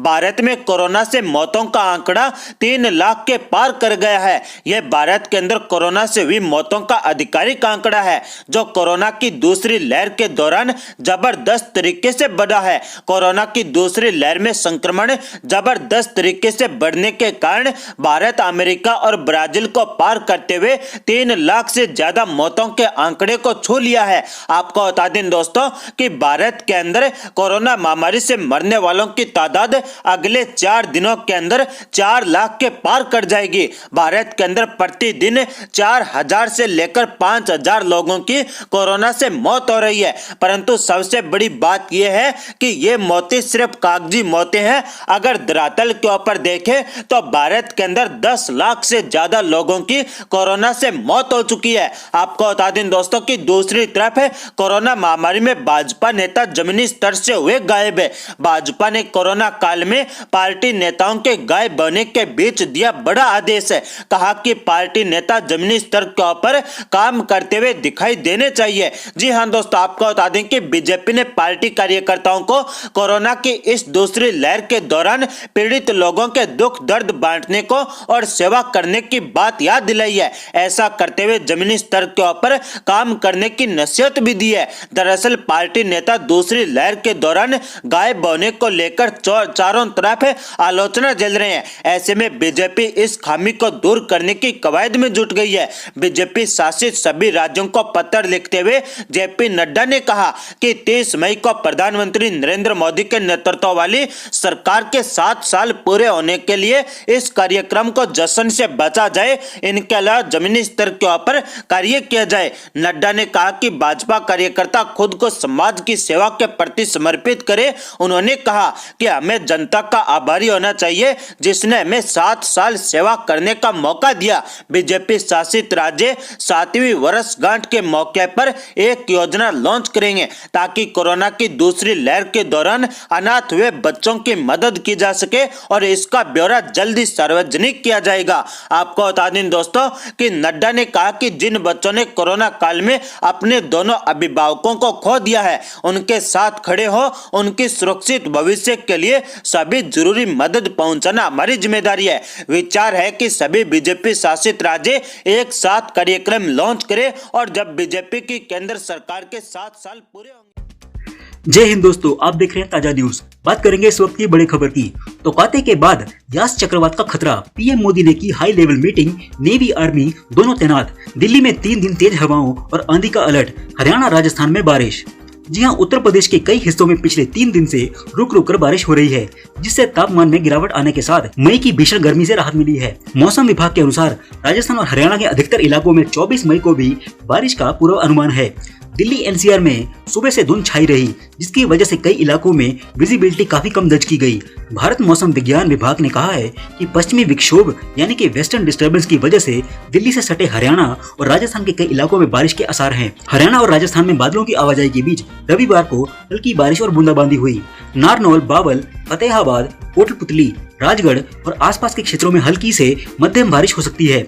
वहीं राष्ट्रीय राजधानी में रविवार भी मौसम सुहावना रहा। दिल्ली में आंशिक रूप से बादल छाए रहे और हवाओं के बीच गर्मी से राहत मिली। मौसम विभाग के मुताबिक दिल्ली में अधिकतम तापमान 37 डिग्री सेल्सियस और न्यूनतम तापमान 22 डिग्री सेल्सियस रहा था। आपको बता दें कि पश्चिमी विक्षोभ की वजह से दिल्ली में पिछले 3 दिनों से हल्की से मध्यम बारिश हो रही है। हालांकि रविवार सुबह के समय तेज हवाओं और धूलभरी आंधी के कारण कई जगह विजिबिलिटी भी कम रही। वहीं इससे भी बड़ी खबर तो यह है कि तौकते तूफान के पश्चिम भारत में कहर मचाने के बाद पूर्वी भारत में यास चक्रवाती तूफान का खतरा मंडरा रहा है। इसके 26 मई 2021 को भारत के पूर्वी तट ओडिशा और सुंदरबन से टकराने की आशंका है। इस बीच चक्रवात यास की आहट को देखते हुए प्रधानमंत्री मोदी ने हाई लेवल मीटिंग की। मौसम विभाग का पूरा अनुमान है कि इस बीच हवा की गति 155 से 165 किलोमीटर प्रति घंटा रहेगी। मूसलाधार बारिश होने की भी संभावना है। तटवर्ती जिलों में तूफान आंधी आने का अनुमान है। इस दौरान वरिष्ठ अधिकारियों और राष्ट्रीय आपदा प्रबंधन के प्रतिनिधियों, दूरसंचार, बिजली, नागरिक उड्डयन, पृथ्वी विज्ञान मंत्रालयों के सचिव बैठक में शामिल रहे। बैठक में केंद्रीय गृह मंत्री अमित शाह भी मौजूद रहे। इस बीच संभावित यास चक्रवाती तूफान को देखते हुए इंडियन आर्मी ने टास्क फोर्स को उड़ीसा और बंगाल में तैनात कर दिया है।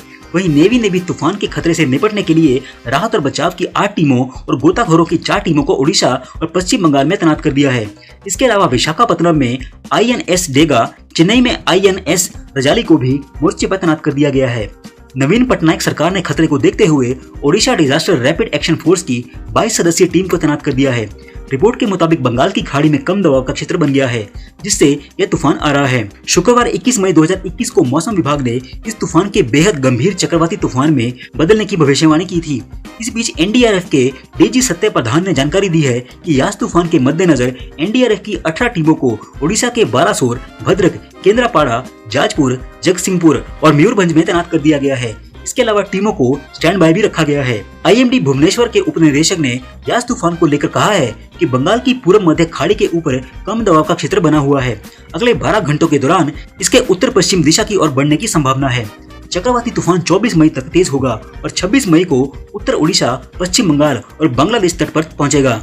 आपको बता दें कि कोरोना के लगातार बढ़ते मामलों के चलते रेल यात्रियों की संख्या में आई कमी के चलते भारतीय रेलवे ने काफी संख्या में ट्रेनों के परिचालन को या तो रद्द कर दिया है या फिर उनके फेरों में कमी कर दी है। अब चक्रवाती तूफान यास की आशंका के कारण एक बार फिर रेलवे ने 10 जोड़ी ट्रेनों को अस्थायी रूप से रद्द कर दिया है।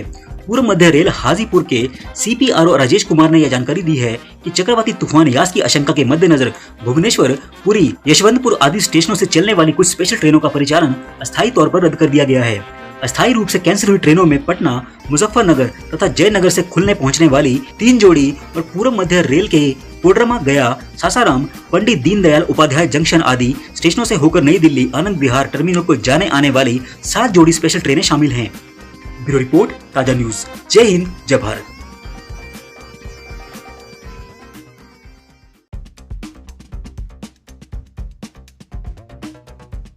दिल्ली में फिर बड़ा लॉकडाउन 31 मई तक रहेगा जारी। केजरीवाल बोले युद्ध अभी बाकी है। जहां देश की राजधानी दिल्ली में कोरोना के नए मामले और संक्रमण दर कम हुई है, वहीं घटती संक्रमण दर के बीच लॉकडाउन बढ़ाने या खत्म करने के संशय अब समाप्त हो गए हैं। रविवार को केजरीवाल सरकार ने एक बार फिर से लॉकडाउन को आगे बढ़ाते हुए इसे 1 और हफ्ते तक लागू रहने के आदेश दिए हैं। ऐसे में अब दिल्ली में 31 मई तक बंदिशें जारी रहेगी। मुख्यमंत्री अरविंद केजरीवाल ने कहा कि अगर मामलों के घटने का सिलसिला जारी रहा और हालात सुधरते दिखे तो 31 मई से अनलॉक की प्रक्रिया शुरू कर देंगे।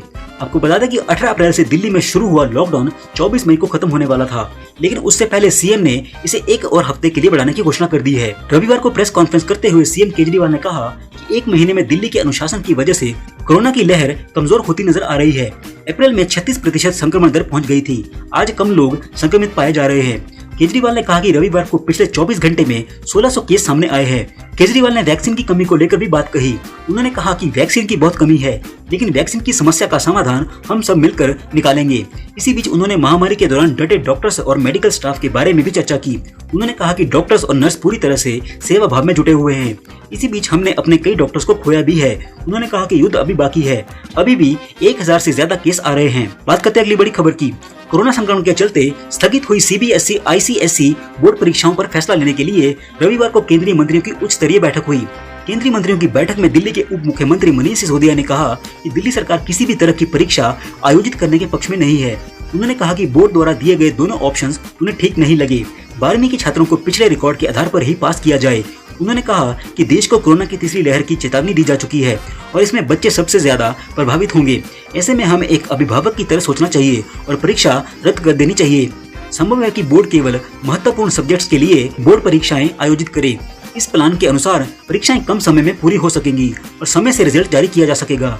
लगभग 20 सब्जेक्ट्स ऐसे हैं जिनके लिए एग्जाम आयोजित कराए जा सकते हैं। इसमें भौतिकी, रसायन विज्ञान, गणित, जीव विज्ञान, इतिहास, राजनीतिक विज्ञान, बिजनेस स्टडीज, अकाउंट्स, भूगोल, अर्थशास्त्र और अंग्रेजी शामिल हैं।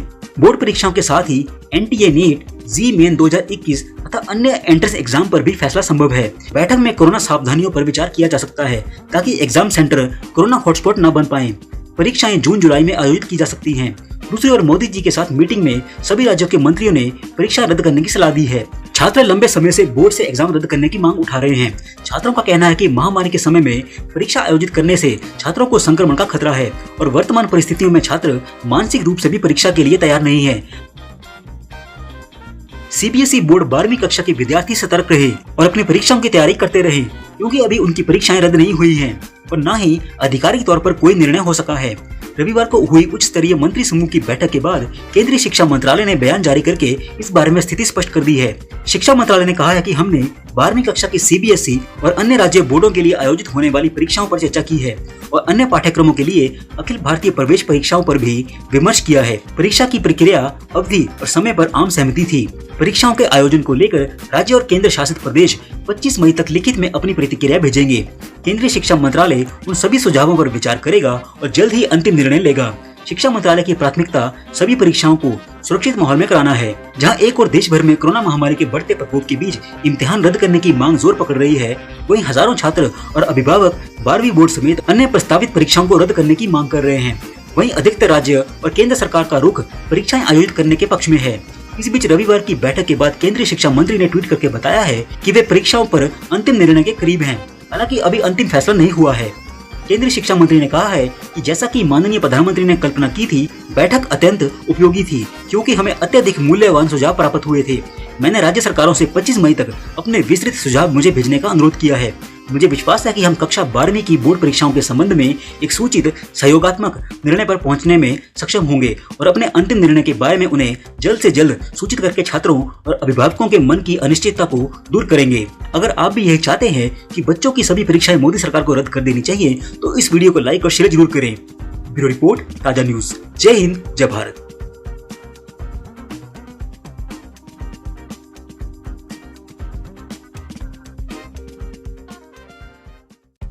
जय हिंद दोस्तों, आप देख रहे हैं ताजा न्यूज। बात करेंगे इस वक्त की बड़ी खबर की। मध्य प्रदेश के पूर्व सीएम कमलनाथ के मेरा भारत कोविड और इंडियन कोरोना जैसे शब्दों पर पलटवार करते हुए मुख्यमंत्री शिवराज सिंह चौहान ने कमलनाथ पर संकट के समय घटिया राजनीति करने का आरोप लगाया है। शिवराज सिंह चौहान ने बोला है कि कोरोना संकट के बीच कांग्रेस की ओछी राजनीति लगातार जारी है। मध्य प्रदेश के सीएम शिवराज सिंह ने कमलनाथ पर निशाना साधते हुए कहा है कि मैं सोनिया गांधी से पूछना चाहता हूं कि किस तरह का ओछा बयान देने वाले नेता के खिलाफ वह कोई कार्रवाई करेंगी। शिवराज सिंह ने सवाल किया कि क्या यह बयान देशद्रोही नहीं है। उन्होंने कहा कि हम सभी दिन रात कोरोना संक्रमण से निपटने के लिए चैन की सांस नहीं ले रहे हैं। ऐसे में उम्मीद थी कि संकट के इस समय में कम से कम देश एक होगा और राजनीतिक दल इसे राजनीति का अखाड़ा नहीं बनाएंगे। मुख्यमंत्री शिवराज सिंह चौहान ने कांग्रेस नेता कमलनाथ के इंडियन कोरोना वाले बयान को मनोबल तोड़ने वाला बताते हुए कहा है कि उन्हें इससे काफी तकलीफ हुई है। सीएम ने कहा कि मेरा भारत कोविड और इंडियन कोरोना जैसे बयान, क्या ऐसा करना कांग्रेस को शोभा देता है? क्या ये कमलनाथ को शोभा देता है? क्या सोनिया गांधी को ये शोभा देता है? मुख्यमंत्री ने आगे कहा कि कमलनाथ के इस बयान से क्या विदेशों में रहने वाले भारतीयों का मनोबल नहीं टूटेगा, उनके सम्मान को ठेस नहीं लगेगी। कमलनाथ मुख्यमंत्री रहने के साथ ही केंद्रीय मंत्री भी रहे हैं, फिर भी ऐसा घटिया व्यवहार कर रहे हैं। गौरतलब है कि मध्य प्रदेश के पूर्व कांग्रेसी सीएम कमलनाथ ने कहा था कि दुनिया भर में देश की पहचान इंडियन कोरोना से बन गई है। इसकी शुरुआत चीनी कोरोना से हुई थी, लेकिन अब यह इंडियन वेरिएंट कोरोना है। आज भारत के राष्ट्रपति और प्रधानमंत्री कोविड-19 के भारतीय वेरिएंट से डरते हैं। ये कौन सा टूल किट है? हमारे वैज्ञानिक इसे इंडियन वेरिएंट कह रहे हैं, सिर्फ बीजेपी के सलाहकार ही नहीं मान रहे हैं। बात करते हैं अगली बड़ी खबर की। कृषि कानूनों के खिलाफ धरने पर बैठे किसानों को विपक्षी दलों ने एक बार फिर से अपना समर्थन दिया है। कांग्रेस समेत 12 बड़ी विपक्षी पार्टियों ने संयुक्त किसान मोर्चा यानी कि एसकेएम के ताजा फैसले का समर्थन किया है। कोरोना संकट के बीच संयुक्त किसान मोर्चा यानी कि एसकेएम 26 मई को देश भर में प्रदर्शन करने की बात कह रही है। इस दिन किसान आंदोलन को शुरू हुए 6 महीने का वक्त पूरा हो जाएगा। 12 विपक्षी दलों की तरफ से संयुक्त किसान मोर्चा के समर्थन में जो ताजा बयान जारी किया गया है, उसमें 12 मई को लिखे गए पत्र का भी जिक्र है। इसमें नए कृषि कानूनों को वापस लेने की मांग की गई थी। कहा गया था कि कृषि कानूनों को वापस लिया जाना चाहिए। इससे आंदोलन कर रहे किसान सीमाओं से लौट जाएंगे। इससे लाखों अन्नदाताओं को महामारी का शिकार होने से बचाया जा सकता है। जिन 12 विपक्षी पार्टियों ने पत्र जारी करके संयुक्त किसान मोर्चा का समर्थन किया है, उनके नाम इस प्रकार से हैं: Sonia Gandhi Congress, HD. Deve Gowda, Sharad Pawar, Mamata Banerjee, Uddhav Thackeray, M.K. Stalin, Hemant Soren, Farooq Abdullah, Akhilesh Yadav, Tejashwi Yadav, D राजा, सीताराम येचुरी। इन 12 के अलावा आम आदमी पार्टी ने भी किसानों के प्रदर्शन के आह्वान का समर्थन किया है। इन सभी पार्टियों ने मांग उठाई है कि किसान संगठन संघ सरकार को फिर से बातचीत करनी चाहिए। कोरोना लॉकडाउन के बीच भी हजारों किसान आज रविवार को हरियाणा की करनाल से दिल्ली के लिए रवाना हुए, जहां वे 26 मई को काला दिवस के रूप में मनाने की योजना बना रहे हैं। इसी के साथ पंजाब के संगरूर से भी कई लोगों के दिल्ली के लिए रवाना होने की खबरें सामने आई हैं। बात करते हैं अगली बड़ी खबर की। इजरायल और फिलिस्तीन में हिंसक तनाव के बीच बांग्लादेश ने एक बड़ा फैसला लिया है। इस फैसले ने न सिर्फ पाकिस्तान बल्कि तुर्की, ईरान जैसे देश भी नाराज हो सकते हैं। करीब 1 दशक के बाद यानी कि 10 साल के बाद बांग्लादेश ने इजरायल पर लगे प्रतिबंध को हटा लिया है। इससे पहले बांग्लादेश ने इजरायल की यात्रा करने पर प्रतिबंध लगाया हुआ था। इजरायल और हमास में बड़े तनाव के बीच यह फैसला काफी अहम माना जा रहा है। इजरायल ने इस फैसले का स्वागत करते हुए कहा है कि इससे ढाका और तेल अवीव के बीच संबंध सुधरेंगे। इससे पहले बांग्लादेशी पासपोर्ट पर लिखा हुआ था इजरायल को छोड़कर यह पासपोर्ट सभी देशों में मान्य होगा, मगर सरकार ने शनिवार को इस शर्त को भी हटा दिया है। बांग्लादेश के नागरिक अब इजरायल की यात्रा कर सकते हैं। इसका मतलब यह हुआ कि बांग्लादेश ने इजरायल को एक देश के रूप में मान्यता दे दी है। इजरायल ने बांग्लादेश के इस फैसले का स्वागत किया है। इजरायल के विदेश मंत्रालय के उप महानिदेशक गिलाद गोहेन ने कहा है कि अच्छी खबर, बांग्लादेश ने इजरायल पर लगा ट्रैवल बैन हटा दिया है। यह एक अच्छा कदम है और मैं बांग्लादेशी सरकार को आगे बढ़कर दोनों देशों के बीच संबंध स्थापित करने को कहूंगा। इससे दोनों ही देशों के नागरिकों का भला होगा। बांग्लादेश के गृह मंत्री ने कहा है कि वे कुछ बदलाव करने में लगे हैं ताकि पासपोर्ट अंतर्राष्ट्रीय मानकों पर खरा उतरे। इजरायल और फिलिस्तीन के बीच 80 साल से चले आ रहे संघर्ष में बांग्लादेश ने हमेशा फिलिस्तीन का समर्थन किया है। वह कभी भी इजरायल को एक देश के रूप में मान्यता नहीं देता था। इस वजह से दोनों देशों के बीच कूटनीतिक संबंध नहीं थे। बांग्लादेश के गृह मंत्री ने हालांकि स्पष्ट किया है कि उनके रुख में अभी भी कोई बदलाव नहीं आया है। वह इजरायल के समर्थन में नहीं है। इजरायल ने पिछले साल भी कई मुस्लिम देशों जैसे यूएई, बहरीन, मोरक्को और सूडान के साथ अपने संबंध अच्छे किए हैं। बात करते हैं अगली बड़ी खबर की। कनाडा ने कोविड-19 के नए वेरिएंट को फैलने से रोकने के लिए भारत और पाकिस्तान से सीधी उड़ानों पर प्रतिबंध को 21 जून तक एक और महीने के लिए बढ़ा दिया है। आवश्यक सामान जैसे कि वैक्सीन और निजी सुरक्षा उपकरण की आवाजाही के लिए मालवाहक विमानों को आने की अनुमति दी जाएगी। खबर के अनुसार दोनों देशों से आने वाले सीधे विमानों पर रोक के बावजूद भारत या पाकिस्तान से यात्री तीसरे देश से यात्रा करते हुए कनाडा आ सकते हैं। बात करते हैं अगली बड़ी खबर की। कोरोना संक्रमण की चेन को तोड़ने के लिए योगी सरकार ने आंशिक कोरोना कर्फ्यू 31 मई सुबह 7 बजे तक बढ़ा दिया है। मुख्यमंत्री योगी आदित्यनाथ ने कहा है कि आंशिक कोरोना कर्फ्यू से कोविड संक्रमण की चेन तोड़ने और इसके नियंत्रण में काफी मदद मिल रही है। इससे पहले 24 मई सुबह 7 बजे तक कोरोना कर्फ्यू बढ़ाया गया था। इसके साथ ही सीएम ने 1 जून से प्रदेश के सभी जिलों में 18 से 44 आयु वर्ग के लोगों को वैक्सीन लगाने की घोषणा की है। मुख्यमंत्री की अध्यक्षता में शनिवार को टीम 9 की बैठक में यह फैसला लिया गया है।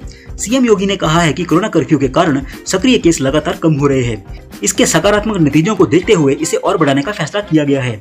उन्होंने कहा कि कोरोना कर्फ्यू के दौरान वैक्सीनेशन, औद्योगिक गतिविधियां, मेडिकल संबंधी कार्य, आवश्यक अनिवार्य सेवाएं यथावत जारी रहेंगी। प्रदेश में 1 जून से सभी 75 जिलों में 18 से 44 वर्ष की आयु के लोगों के लिए टीकाकरण की सुविधा शुरू की जाएगी। मुख्यमंत्री योगी आदित्यनाथ ने टीम 09 के साथ हुई बैठक में इसके निर्देश दिए हैं। प्रदेश में 18 से 44 वर्ष के लोगों के लिए 23 जिलों में ही टीकाकरण की व्यवस्था थी। अब इसे सभी जिलों में बढ़ाने के निर्देश दिए गए हैं। मुख्यमंत्री ने शनिवार को टीम 9 के साथ हुई बैठक में कहा है कि कोविड से बचाव के लिए टीका लगवाना बहुत महत्वपूर्ण है। वर्तमान में प्रदेश के 23 जिलों में 18 से 44 आयु वर्ग के लोगों के लिए टीकाकरण का कार्यक्रम चल रहा है। अब अगले चरण में आगामी 1 जून से सभी जिला मुख्यालयों पर इस आयु वर्ग के लोगों का वैक्सीनेशन किया जाएगा। जिन जिलों में संक्रमण अधिक है उनके ग्रामीण के क्षेत्रों में भी वैक्सीनेशन करवाया जाना चाहिए। गौरतलब है कि प्रदेश में 1 मई को 7 जिलों से 18 से 44 वर्ष के लोगों के लिए टीकाकरण शुरू हुआ था। इसके बाद दूसरे चरण में 17 मई से इसे बढ़ाकर 23 जिलों तक कर दिया गया था। अब 1 जून से पूरे प्रदेश में 18 से 44 आयु वर्ग के लोगों को टीका लग सकेगा। कोविड की तीसरी लहर से निपटने के लिए सरकार पूरी तरह से सतर्क है। दवाओं और ऑक्सीजन की कालाबाजारी पर नाराजगी जताते उन्होंने कहा, कालाबाजारी करने वाले बख्शे नहीं जाएंगे। पहले FIR होगी, अगर इससे बात न बनी तो इनकी संपत्तियों को भी जब्त किया जाएगा। अफसरों को भी चेतावनी दी गई है कि जिस जिले में ज्यादा कालाबाजारी हुई है वहाँ के अफसरों पर भी कार्रवाई होगी। बात करते हैं अगली बड़ी खबर की। दिल्ली पुलिस ने पहलवान सुशील कुमार को गिरफ्तार करने के बाद रोहिणी कोर्ट में पेश किया है। यहाँ कोर्ट ने पुलिस को सुशील को 6 दिन के रिमांड को मंजूरी दे दी है। पुलिस को सुशील के साथ गिरफ्तार किए गए उसके साथ ही अजय का भी 6 दिन का रिमांड मिला है। दिल्ली पुलिस ने सुशील कुमार का 12 दिन का रिमांड मांगा था। इसके बाद कोर्ट ने आधे घंटे के लिए ऑर्डर रिजर्व किया। पुलिस ने कोर्ट में रिमांड की मांग करते हुए दलील दी कि सुशील को छतरसाल स्टेडियम लेकर जाना है और CCTV फुटेज भी देखना है। पुलिस ने कहा कि घटना के दिन सुशील कुमार ने जो कपड़े पहने थे वो भी रिकवर करने बाकी है। इसी के साथ मर्डर में इस्तेमाल किए गए वेपन को भी रिकवर करना है। साथ ही जिस कार में मृतक को ले जाया गया था वो भी बरामद करनी है। सुशील से इस बात को लेकर भी पूछताछ करनी है, कौन कौन लोग घटना के समय मौके पर मौजूद थे, उनकी पहचान भी करनी है। इसी के साथ पुलिस ने कोर्ट को बताया कि जिस मोबाइल में क्लिप मिली है उससे छेड़छाड़ नहीं की गई है। स्थानीय पुलिस को सुशील से लंबी पूछताछ करनी है। मामले में असौदा गैंग की बात सामने आई है, इसीलिए हर शख्स की पहचान करना जरूरी है। ब्यूरो रिपोर्ट, ताजा न्यूज। जय हिंद, जय भारत।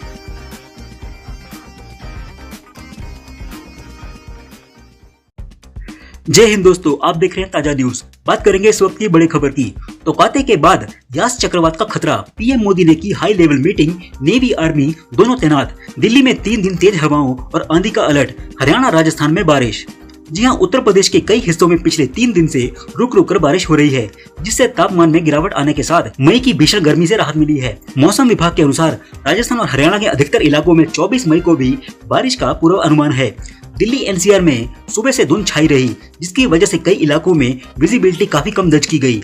भारत मौसम विज्ञान विभाग ने कहा है कि पश्चिमी विक्षोभ यानी कि वेस्टर्न डिस्टर्बेंस की वजह से दिल्ली से सटे हरियाणा और राजस्थान के कई इलाकों में बारिश के आसार हैं। हरियाणा और राजस्थान में बादलों की आवाजाही के बीच रविवार को हल्की बारिश और बूंदाबांदी हुई। नारनौल, बावल, फतेहाबाद, कोटपुतली, राजगढ़ और आसपास के क्षेत्रों में हल्की से मध्यम बारिश हो सकती है। वहीं राष्ट्रीय राजधानी में रविवार भी मौसम सुहावना रहा। दिल्ली में आंशिक रूप से बादल छाए रहे और हवाओं के बीच गर्मी से राहत मिली। मौसम विभाग के मुताबिक दिल्ली में अधिकतम तापमान 37 डिग्री सेल्सियस और न्यूनतम तापमान 22 डिग्री सेल्सियस रहा था। आपको बता दें कि पश्चिमी विक्षोभ की वजह से दिल्ली में पिछले 3 दिनों से हल्की से मध्यम बारिश हो रही है। हालांकि रविवार सुबह के समय तेज हवाओं और धूलभरी आंधी के कारण कई जगह विजिबिलिटी भी कम रही। वहीं इससे भी बड़ी खबर तो यह है कि तौकते तूफान के पश्चिम भारत में कहर मचाने के बाद पूर्वी भारत में यास चक्रवाती तूफान का खतरा मंडरा रहा है। इसके 26 मई 2021 को भारत के पूर्वी तट ओडिशा और सुंदरबन से टकराने की आशंका है। इस बीच चक्रवात यास की आहट को देखते हुए प्रधानमंत्री मोदी ने हाई लेवल मीटिंग की। मौसम विभाग का पूरा अनुमान है कि इस बीच हवा की गति 155 से 165 किलोमीटर प्रति घंटा रहेगी। मूसलाधार बारिश होने की भी संभावना है। तटवर्ती जिलों में तूफान आंधी आने का अनुमान है। इस दौरान वरिष्ठ अधिकारियों और राष्ट्रीय आपदा प्रबंधन के प्रतिनिधियों, दूरसंचार, बिजली, नागरिक उड्डयन, पृथ्वी विज्ञान मंत्रालयों के सचिव बैठक में शामिल रहे। बैठक में केंद्रीय गृह मंत्री अमित शाह भी मौजूद रहे। इस बीच संभावित यास चक्रवाती तूफान को देखते हुए इंडियन आर्मी ने टास्क फोर्स को उड़ीसा और बंगाल में तैनात कर दिया है। वहीं नेवी ने भी तूफान के खतरे से निपटने के लिए राहत और बचाव की 8 टीमों और गोताखोरों की 4 टीमों को उड़ीसा और पश्चिम बंगाल में तैनात कर दिया है। इसके अलावा विशाखापत्तनम में INS डेगा, चेन्नई में INS रजाली को भी मोर्चे पर तैनात कर दिया गया है। नवीन पटनायक सरकार ने खतरे को देखते हुए Odisha disaster rapid action force की 22 सदस्यीय टीम को तैनात कर दिया है। रिपोर्ट के मुताबिक बंगाल की खाड़ी में कम दबाव का क्षेत्र बन गया है, जिससे यह तूफान आ रहा है। शुक्रवार 21 मई 2021 को मौसम विभाग ने इस तूफान के बेहद गंभीर चक्रवाती तूफान में बदलने की भविष्यवाणी की थी। इस बीच NDRF के DG सत्य प्रधान ने जानकारी दी है कि यास तूफान के मद्देनजर NDRF की 18 टीमों को ओडिशा के बालासोर, भद्रक, केंद्रापाड़ा, जाजपुर, जगतसिंहपुर और मयूरभंज में तैनात कर दिया गया है। इसके अलावा टीमों को स्टैंड बाय भी रखा गया है। IMD भुवनेश्वर के उप निदेशक ने यास तूफान को लेकर कहा है कि बंगाल की पूर्व मध्य खाड़ी के ऊपर कम दबाव का क्षेत्र बना हुआ है। अगले 12 घंटों के दौरान इसके उत्तर पश्चिम दिशा की ओर बढ़ने की संभावना है। चक्रवाती तूफान 24 मई तक तेज होगा और 26 मई को उत्तर ओडिशा, पश्चिम बंगाल और बांग्लादेश तट पर पहुंचेगा। आपको बता दें कि कोरोना के लगातार बढ़ते मामलों के चलते रेल यात्रियों की संख्या में आई कमी के चलते भारतीय रेलवे ने काफी संख्या में ट्रेनों के परिचालन को या तो रद्द कर दिया है या फिर उनके फेरों में कमी कर दी है। अब चक्रवाती तूफान यास की आशंका के कारण एक बार फिर रेलवे ने 10 जोड़ी ट्रेनों को अस्थायी रूप से रद्द कर दिया है। पूर्व मध्य रेल हाजीपुर के CPRO राजेश कुमार ने यह जानकारी दी है कि चक्रवाती तूफान यास की आशंका के मद्देनजर भुवनेश्वर, पुरी, यशवंतपुर आदि स्टेशनों से चलने वाली कुछ स्पेशल ट्रेनों का परिचालन अस्थायी तौर पर रद्द कर दिया गया है। अस्थायी रूप से कैंसिल हुई ट्रेनों में पटना, मुजफ्फरनगर तथा जयनगर से खुलने पहुंचने वाली 3 जोड़ी और पूर्व मध्य रेल के कोडरमा, गया, सासाराम, पंडित दीनदयाल उपाध्याय जंक्शन आदि स्टेशनों से होकर नई दिल्ली, आनंद विहार टर्मिनल को जाने आने वाली 7 जोड़ी स्पेशल ट्रेनें शामिल हैं। बात करते हैं अगली बड़ी खबर की। CBSE बोर्ड 12वीं कक्षा के विद्यार्थी सतर्क रहे और अपनी परीक्षाओं की तैयारी करते रहे, क्योंकि अभी उनकी परीक्षाएं रद्द नहीं हुई हैं और न ही आधिकारिक तौर पर कोई निर्णय हो सका है। रविवार को हुई उच्च स्तरीय मंत्री समूह की बैठक के बाद केंद्रीय शिक्षा मंत्रालय ने बयान जारी करके इस बारे में स्थिति स्पष्ट कर दी है। शिक्षा मंत्रालय ने कहा है कि हमने 12वीं कक्षा के CBSE और अन्य राज्य बोर्डों के लिए आयोजित होने वाली परीक्षाओं पर चर्चा की है और अन्य पाठ्यक्रमों के लिए अखिल भारतीय प्रवेश परीक्षाओं पर भी विमर्श किया है। परीक्षा की प्रक्रिया, अवधि और समय पर आम सहमति थी। परीक्षाओं के आयोजन को लेकर राज्य और केंद्र शासित प्रदेश 25 मई तक लिखित में अपनी प्रतिक्रिया भेजेंगे। केंद्रीय शिक्षा मंत्रालय उन सभी सुझावों पर विचार करेगा और जल्द ही अंतिम निर्णय लेगा। शिक्षा मंत्रालय की प्राथमिकता सभी परीक्षाओं को सुरक्षित माहौल में कराना है। जहां एक और देश भर में कोरोना महामारी के बढ़ते प्रकोप के बीच इम्तिहान रद्द करने की मांग जोर पकड़ रही है, वहीं हजारों छात्र और अभिभावक 12वीं बोर्ड समेत अन्य प्रस्तावित परीक्षाओं को रद्द करने की मांग कर रहे हैं। वहीं अधिकतर राज्य और केंद्र सरकार का रुख परीक्षाएं आयोजित करने के पक्ष में है। इस बीच रविवार की बैठक के बाद केंद्रीय शिक्षा मंत्री ने ट्वीट करके बताया है कि वे परीक्षाओं पर अंतिम निर्णय के करीब हैं। हालांकि अभी अंतिम फैसला नहीं हुआ है। केंद्रीय शिक्षा मंत्री ने कहा है कि जैसा कि माननीय प्रधानमंत्री ने कल्पना की थी, बैठक अत्यंत उपयोगी थी क्योंकि हमें अत्यधिक मूल्यवान सुझाव प्राप्त हुए थे। मैंने राज्य सरकारों से 25 मई तक अपने विस्तृत सुझाव मुझे भेजने का अनुरोध किया है। मुझे विश्वास है कि हम कक्षा 12वीं की बोर्ड परीक्षाओं के संबंध में एक सूचित सहयोगात्मक निर्णय पर पहुंचने में सक्षम होंगे और अपने अंतिम निर्णय के बारे में उन्हें जल्द से जल्द सूचित करके छात्रों और अभिभावकों के मन की अनिश्चितता को दूर करेंगे। बात करते हैं अगली बड़ी खबर की। दिल्ली में फिर बड़ा लॉकडाउन 31 मई तक रहेगा जारी, केजरीवाल बोले युद्ध अभी बाकी है। जी देश की राजधानी दिल्ली में कोरोना के नए मामले और संक्रमण दर कम हुई है। वहीं घटती संक्रमण दर के बीच लॉकडाउन बढ़ाने या खत्म करने के संशय अब समाप्त हो गए हैं। रविवार को केजरीवाल सरकार ने एक बार फिर से लॉकडाउन को आगे बढ़ाते हुए इसे एक और हफ्ते तक लागू रहने के आदेश दिए हैं। ऐसे में अब दिल्ली में 31 मई तक बंदिशें जारी रहेंगी। मुख्यमंत्री अरविंद केजरीवाल ने कहा कि अगर मामलों के घटने का सिलसिला जारी रहा और हालात सुधरते दिखे तो 31 मई से अनलॉक की प्रक्रिया शुरू कर देंगे। आपको बता दें कि 18 अप्रैल से दिल्ली में शुरू हुआ लॉकडाउन 24 मई को खत्म होने वाला था, लेकिन उससे पहले सीएम ने इसे एक और हफ्ते के लिए बढ़ाने की घोषणा कर दी है। रविवार को प्रेस कॉन्फ्रेंस करते हुए सीएम केजरीवाल ने कहा कि 1 महीने में दिल्ली के अनुशासन की वजह से कोरोना की लहर कमजोर होती नजर आ रही है। अप्रैल में 36% संक्रमण दर पहुंच गई थी। आज कम लोग संक्रमित पाए जा रहे हैं। केजरीवाल ने कहा कि रविवार को पिछले 24 घंटे में 1600 केस सामने आए हैं। केजरीवाल ने वैक्सीन की कमी को लेकर भी बात कही। उन्होंने कहा कि वैक्सीन की बहुत कमी है, लेकिन वैक्सीन की समस्या का समाधान हम सब मिलकर निकालेंगे। इसी बीच उन्होंने महामारी के दौरान डटे डॉक्टर्स और मेडिकल स्टाफ के बारे में भी चर्चा की। उन्होंने कहा कि डॉक्टर्स और नर्स पूरी तरह से सेवा भाव में जुटे हुए हैं। इसी बीच हमने अपने कई डॉक्टर्स को खोया भी है। उन्होंने कहा कि युद्ध अभी बाकी है, अभी भी 1000 से ज्यादा केस आ रहे हैं। बात करते हैं अगली बड़ी खबर की। कोरोना संक्रमण के चलते स्थगित हुई CBSE ICSE बोर्ड परीक्षाओं पर फैसला लेने के लिए रविवार को केंद्रीय मंत्रियों की उच्च स्तरीय बैठक हुई। केंद्रीय मंत्रियों की बैठक में दिल्ली के उप मुख्यमंत्री मनीष सिसोदिया ने कहा कि दिल्ली सरकार किसी भी तरह की परीक्षा आयोजित करने के पक्ष में नहीं है। उन्होंने कहा कि बोर्ड द्वारा दिए गए दोनों ऑप्शंस उन्हें ठीक नहीं लगे। 12वीं के छात्रों को पिछले रिकॉर्ड के आधार पर ही पास किया जाए।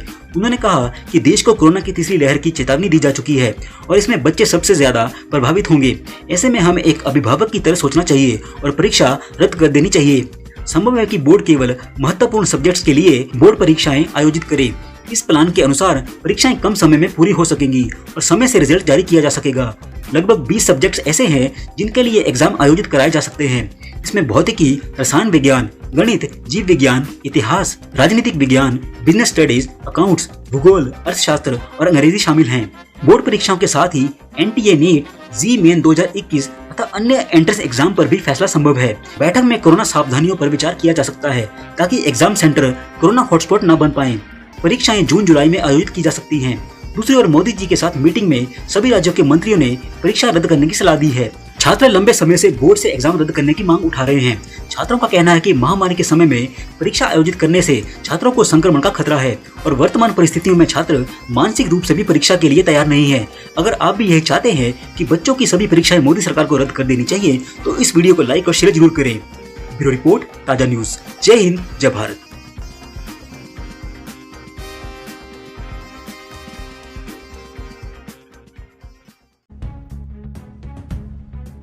आइए दोस्तों, राजस्थान को लेकर इस वक्त की सबसे बड़ी ब्रेकिंग न्यूज अपडेट आ रही है। राजस्थान सरकार ने राज्य में लॉकडाउन की अवधि फिर बढ़ा दी है। सरकार ने इस बार 8 जून तक के लिए लॉकडाउन को बढ़ा दिया है, जिसकी आधिकारिक घोषणा भी कर दी गई है। कोरोना के प्रकोप को देखते हुए इस पर नियंत्रण पाने के उद्देश्य से मंत्रिपरिषद ने राज्य में लॉकडाउन को 15 दिन और बढ़ाने का सुझाव दिया था, जिसके बाद इस पर अमल करते हुए लॉकडाउन बढ़ाने के निर्देश जारी कर दिए गए हैं। राज्य सरकार 2 दिनों से लॉकडाउन बढ़ाए जाने को लेकर चर्चा कर रही थी और ऐसे में राजस्थान की गहलोत सरकार ने 8 जून तक के लिए राज्य में लॉकडाउन बढ़ाने का ऐलान कर दिया है। इस संबंध में एक नई एडवाइजरी भी जारी कर दी गई है, जिसके अनुसार राज्य में 24 मई से 8 जून की सुबह 5 बजे तक लॉकडाउन रहेगा। इसके अलावा विवाह समारोह पर लगी पाबंदियां 30 जून तक जारी रहेगी, यानी कि राज्य में 30 जून तक कोई भी शादी समारोह नहीं हो पाएंगे। नई गाइडलाइंस के मुताबिक आवश्यक सेवाओं पर कोई पाबंदी नहीं होगी, लेकिन इसके अलावा बाजार खोले जाने को लेकर निर्देश जारी किए गए हैं। सार्वजनिक स्थल पर बिना मास्क के जाने पर जुर्माने की राशि में बढ़ोतरी की गई है। सार्वजनिक स्थान पर बिना मास्क के पाए जाने पर अब 500 रुपए नहीं बल्कि 1000 रुपए देने होंगे। राजस्थान में 24 मई की प्रातः 5 बजे से 8 जून की प्रातः 5 बजे तक त्रिस्तरीय जन अनुशासन लॉकडाउन रहेगा। राज्य में विवाह समारोह 30 जून 2021 तक स्थगित रहेंगे। विवाह से संबंधित किसी भी प्रकार के समारोह, डीजे, बारात एवं निकासी तथा प्रतिभोज आदि की अनुमति 30 जून तक नहीं होगी। विवाह घर पर ही अथवा कोर्ट मैरिज के रूप में ही करने की अनुमति होगी, जिसमें केवल 11 व्यक्ति ही अनुमत होंगे और इसकी भी सूचना वेबसाइट पर देनी होगी। किसी भी प्रकार के सामूहिक भोज की अनुमति नहीं होगी। साथ ही पहले जो पाबंदियां लग रही थी गाँव से शहर, शहर से गाँव वगैरह जाने में, उसमें भी पाबंदियां लगातार बनी रहेगी। ई मित्र सेवाएं शाम 4 बजे तक कार्य कर सकेंगे। डेयरी एवं दूध की दुकानें हर रोज सुबह 6 से 11 बजे और शाम 5 से 7 बजे तक अनुमत होगी। राशन की दुकानें प्रतिदिन सुबह 10 से शाम 4 बजे तक और मेडिकल की दुकानें प्रतिदिन 24 घंटे खोली जा सकेगी। फल सब्जी के ठेले, cycle rickshaw, auto rickshaw, mobile van के माध्यम से विक्रय प्रतिदिन प्रातः 6 बजे से शाम 5 बजे तक अनुमत रहेगा। राज्य के बाहर से आने वाले यात्रियों को 72 घंटे के भीतर करवाई गई RT-PCR नेगेटिव जांच रिपोर्ट प्रस्तुत करना जरूरी होगा। यदि कोई यात्री नेगेटिव जांच रिपोर्ट प्रस्तुत नहीं करता तो उसे 15 दिन के लिए क्वारंटाइन किया जाएगा।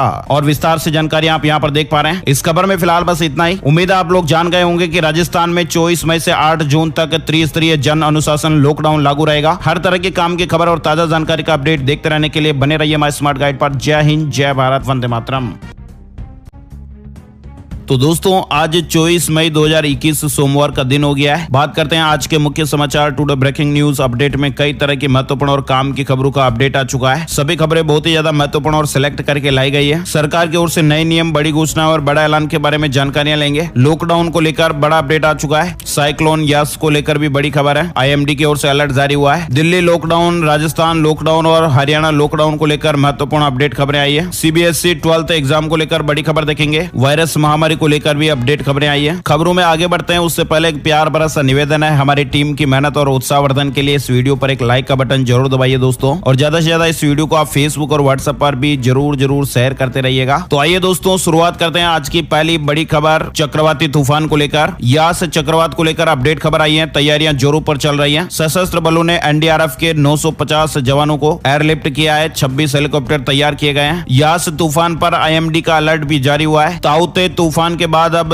देश पर चक्रवाती तूफान यास का खतरा मंडरा रहा है। मौसम विभाग ने कहा कि मध्य पूर्वी बंगाल की खाड़ी में रविवार को निम्न दबाव का क्षेत्र बना है और यह उड़ीसा के बालासोर और बंगाल के दीघा से 700 किलोमीटर की दूरी पर है और उम्मीद की जा रही है कि 24 मई तक ये चक्रवाती तूफान में बदल सकता है। 25 मई को बंगाल के मेदिनीपुर, 24 को परगना और हुगली में हल्की बारिश हो सकती है। कुछ इलाकों में भारी बारिश की भी संभावना है और इसके बाद 26 मई को नादिया, बर्धमान, बांकुरा, पुरुलिया और बीरभूम में भारी बरसात हो सकती है। यास तूफान उत्तरी उड़ीसा के पारादीप और पश्चिम बंगाल के सागर आइलैंड के बीच से गुजरने की उम्मीद है और यहां से गुजरते वक्त इस चक्रवाती तूफान की जो गति है वो 185 किलोमीटर प्रति घंटे तक हो सकती है। ये पिछले ताउते तूफान के और अम्फान के जैसे ही होगा। ये तूफान 26 मई को उड़ीसा और पश्चिम बंगाल के तटों से टकरा सकता है और इसी के मद्देनजर प्रधानमंत्री प्रधानमंत्री नरेंद्र मोदी ने रविवार को नेशनल डिजास्टर मैनेजमेंट अथॉरिटी और नेशनल डिजास्टर रेस्पॉन्स फोर्स समेत 14 विभागों के अधिकारियों के साथ बैठक भी की। तूफान से निपटने की तैयारियों का रिव्यू किया गया। भारतीय मौसम विभाग IMD के मुताबिक चक्रवात यास के उत्तर और उत्तर पश्चिम की ओर बढ़ने की संभावना है और ये 24 मई तक एक चक्रवाती तूफान में तब्दील हो सकता है और फिर अगले 24 घंटों में बहुत ही गंभीर चक्रवाती तूफान का रूप ले सकता है। 26 मई को पश्चिम बंगाल के पास बंगाल की उत्तरी खाड़ी और उससे सटे उत्तरी उड़ीसा और बांग्लादेश के तटों तक पहुंच जाएगा। बंगाल और उड़ीसा पर इसका सबसे ज्यादा असर देखने को मिल सकता है। बड़ी खबर है, डॉक्टर हर्षवर्धन के खत के बाद योग गुरु रामदेव ने अपना बयान वापस ले लिया है। योग गुरु रामदेव ने बढ़ते विवाद के बीच एलोपैथी डॉक्टरों पर दिया गया अपना बयान वापस ले लिया है। योग गुरु बाबा रामदेव ने डॉक्टर हर्षवर्धन के चिट्ठी पर ट्वीट करते हुए लिखा है कि माननीय डॉक्टर हर्षवर्धन जी, आपका पत्र प्राप्त हुआ। उसके संदर्भ में चिकित्सा पद्धतियों के संघर्ष के इस पूरे विवाद को खेदपूर्वक विराम देते हुए मैं अपना वक्तव्य वापस लेता हूं। आगे बढ़ते हैं। बड़ी खबर आ रही है परीक्षार्थियों के लिए। CBSE के लाखों विद्यार्थी परीक्षाओं का इंतजार कर रहे हैं। 12वीं की परीक्षाओं को लेकर अभी भी स्थिति स्पष्ट नहीं हुई है। शिक्षा मंत्री जी ने कहा है कि जल्द ही स्टूडेंट को अंतिम निर्णय के बारे में बताया जाएगा। CBSE 12वीं की परीक्षा कब होगी इसका फैसला जल्द ही हो जाएगा। फिलहाल परीक्षा की तारीख तय नहीं की गई है। केंद्रीय मंत्रियों ने 12वीं बोर्ड और प्रवेश परीक्षाओं के मुद्दों पर चर्चा करने के लिए बैठक की थी और इस मीटिंग में 4 केंद्रीय मंत्रियों, राज्य के शिक्षा मंत्रियों और शिक्षा मंत्रालयों के सचिवों ने भाग लिया। जिस तरह से खबरें चल रही है उसके अनुसार फिलहाल ये तय नहीं हो पाया कि ये परीक्षाएं होगी या नहीं होगी। अगर होगी तो विद्यार्थियों को कुछ दिनों पहले ही अवगत करा दिया जाएगा। खबर है कि 1 जून को शिक्षा मंत्री परीक्षाओं को लेकर बड़ा ऐलान कर सकते हैं। आगे बढ़ते हैं। बड़ी खबर, भारत विकसित कर रहा है ज्यादा असरदार और अनुकूल कोरोना वैक्सीन, करना होगा थोड़ा इंतजार।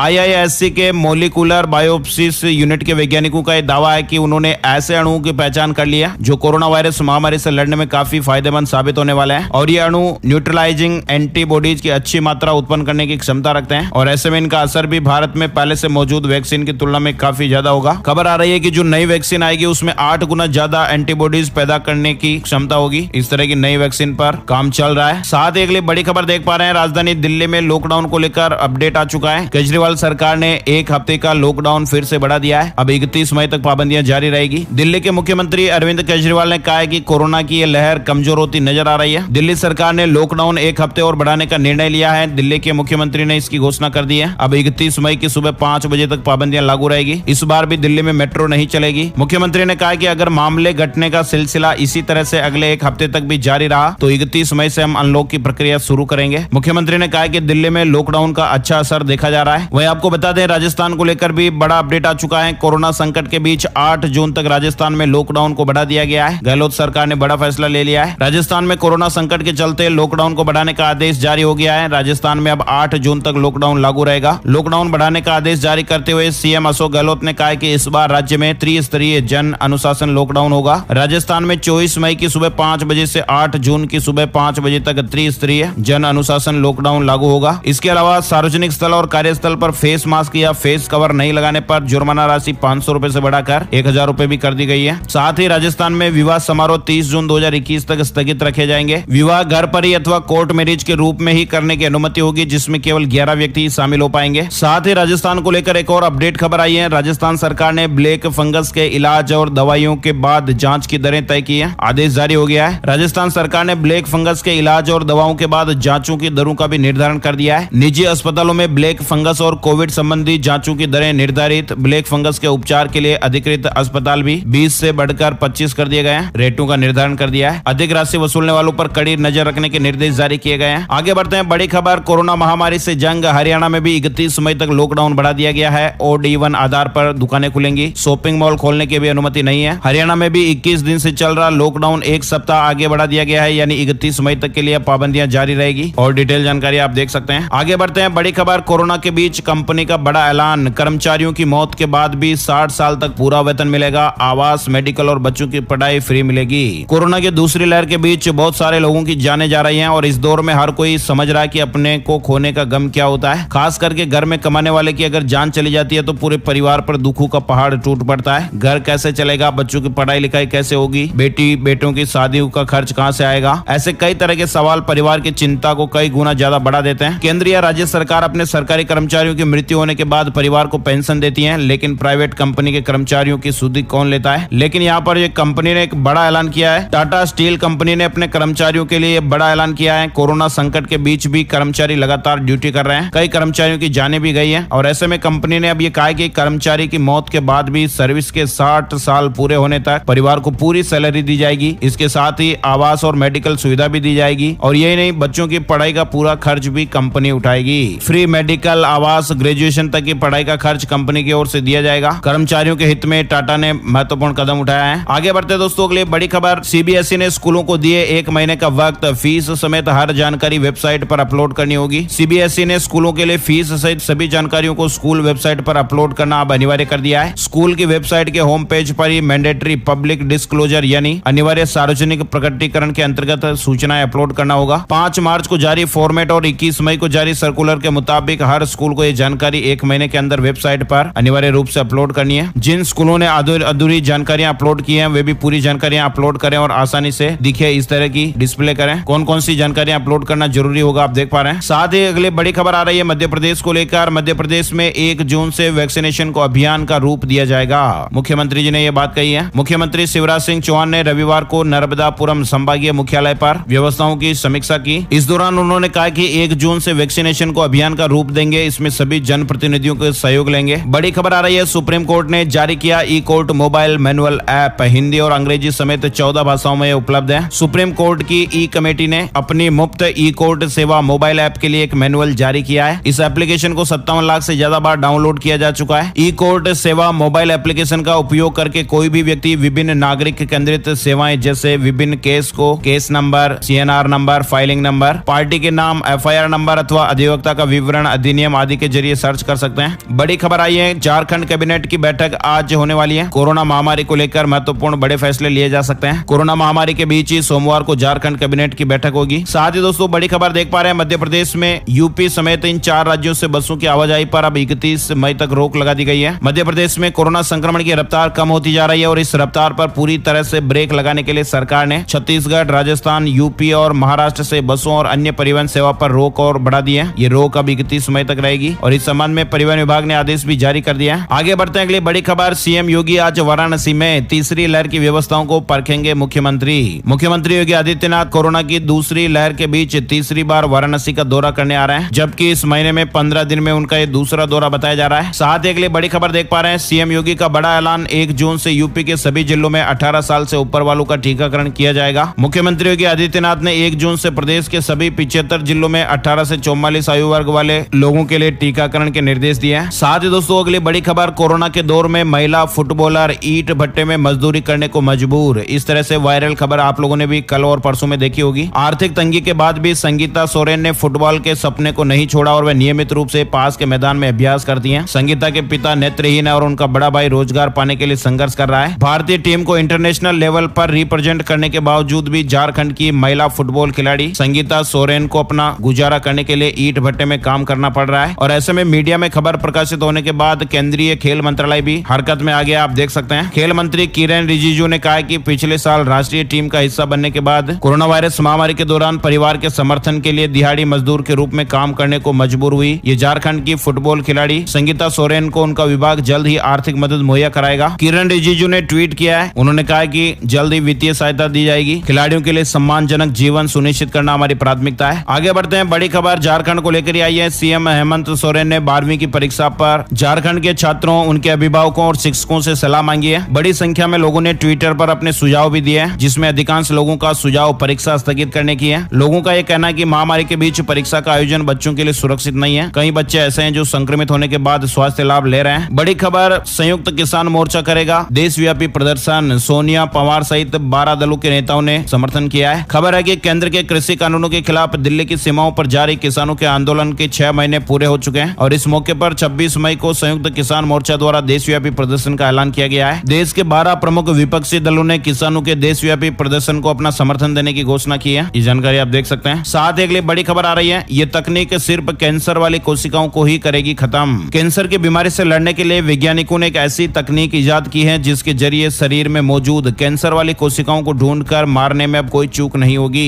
खास बात यह है कि शरीर की स्वस्थ कोशिकाओं को बिल्कुल नुकसान नहीं होगा। अब तक कैंसर के इलाज के लिए दी जाने वाली कीमोथेरेपी से जो नुकसान होता था वह इस तकनीक से नहीं होगा। भोपाल स्थित भारतीय विज्ञान शिक्षा और अनुसंधान संस्थान आईसर के वैज्ञानिकों ने करीब 10 साल के शोध के बाद ये कामयाबी हासिल की है। हालांकि अभी भी इस तकनीक को कई तरह के ट्रायल से गुजरना है और फिर उन ट्रायल में खरा उतरने के बाद ये दवा बाजार में आ जाएगी। लेकिन वैज्ञानिकों के इस तकनीक को पेटेंट हासिल हो गया है, अमेरिका जर्नल में प्रकाशित है और पेटेंट भी मिल गया है। दुनिया भर में वर्षों से जारी शोध के बीच आइसर के बायोलॉजिकल साइंस और केमिस्ट्री विभाग के वैज्ञानिकों को आशा की एक किरण दिखी है और 10 वर्षों की मेहनत अब रंग लाने वाली है। बड़ी खबर आ रही है, एप्पल कंपनी बहुत ही जल्द नया आईपॉड टच लॉन्च करने वाली है। बताया जा रहा है कि इस आईपॉड को कंपनी ने आईफोन 12 का डिजाइन दिया है, साथ ही कुछ आईफोन 12 के लेटेस्ट फीचर्स भी इसमें आपको देखने को मिल सकते हैं। इसके अलावा बड़ी खबर देख पा रहे हैं, व्हाट्सएप बहुत ही जल्द चैट हिस्ट्री माइग्रेशन टूल को रोल आउट करने जा रहा है। फिलहाल इस फीचर की टेस्टिंग की जा रही है, जिसके पूरा होते ही कंपनी नया अपडेट जारी कर देगी और इस फीचर की मदद से आप अपने व्हाट्सएप अकाउंट को किसी दूसरे फोन नंबर पर भी इस्तेमाल कर पाएंगे। साथ ही पुराने नंबर पर हुई व्हाट्सएप चैट हिस्ट्री को भी नए नंबर पर ट्रांसफर कर सकेंगे। इस तरह का ये फीचर आने वाला है। आगे बढ़ते हैं अगली बड़ी खबर, छत्तीसगढ़ में 12वीं की परीक्षाएं 1 जून से घर पर बैठकर कॉफी लिखेंगे छात्र। छत्तीसगढ़ माध्यमिक शिक्षा मंडल ने 12वीं की परीक्षा की तिथि घोषित कर दी है। 12वीं की बोर्ड परीक्षा 1 जून से होगी। छात्र घर से परीक्षा देंगे। छत्तीसगढ़ बोर्ड के सचिव ने बताया कि छात्रों को 12वीं की परीक्षा देने के लिए किसी भी परीक्षा केंद्र पर नहीं जाना होगा, बल्कि छात्र प्रश्न पत्र और आंसर सीट घर लेकर जाएंगे और 5 दिन में पेपर सोल्व करने के बाद अपने स्कूल में जमा कर देंगे। और डिटेल जानकारी आप यहाँ पर देख पा रहे हैं। आगे बढ़ते हैं अगली बड़ी खबर, बिना कोविड ड्यूटी किए भी अगर कोरोना से हुई है मौत तो सरकार देगी नौकरी। राजधानी दिल्ली को लेकर अपडेट आप देख पा रहे हैं। कोरोना महामारी के चलते दिल्ली में अब तक कई शिक्षक अपनी जान गंवा चुके हैं। जिन शिक्षकों ने कोविड ड्यूटी के दौरान अपनी जान गंवाई है, उनके परिवार को मुआवजे के तौर पर 1 करोड़ की धनराशि और परिवार के किसी एक सदस्य को सरकार नौकरी भी दे रही है। लेकिन अब जो शिक्षक कोविड ड्यूटी नहीं कर रहे थे, लेकिन फिर भी उनकी कोरोना संक्रमण होने के बाद जान चली गई है, तो उनके परिवार को मुआवजे के तौर पर नौकरी दी जाएगी। साथ ही दोस्तों अगली बड़ी खबर देख पा रहे हैं, झारखंड में अब बिना वेरिफिकेशन के नहीं बनेगा पास।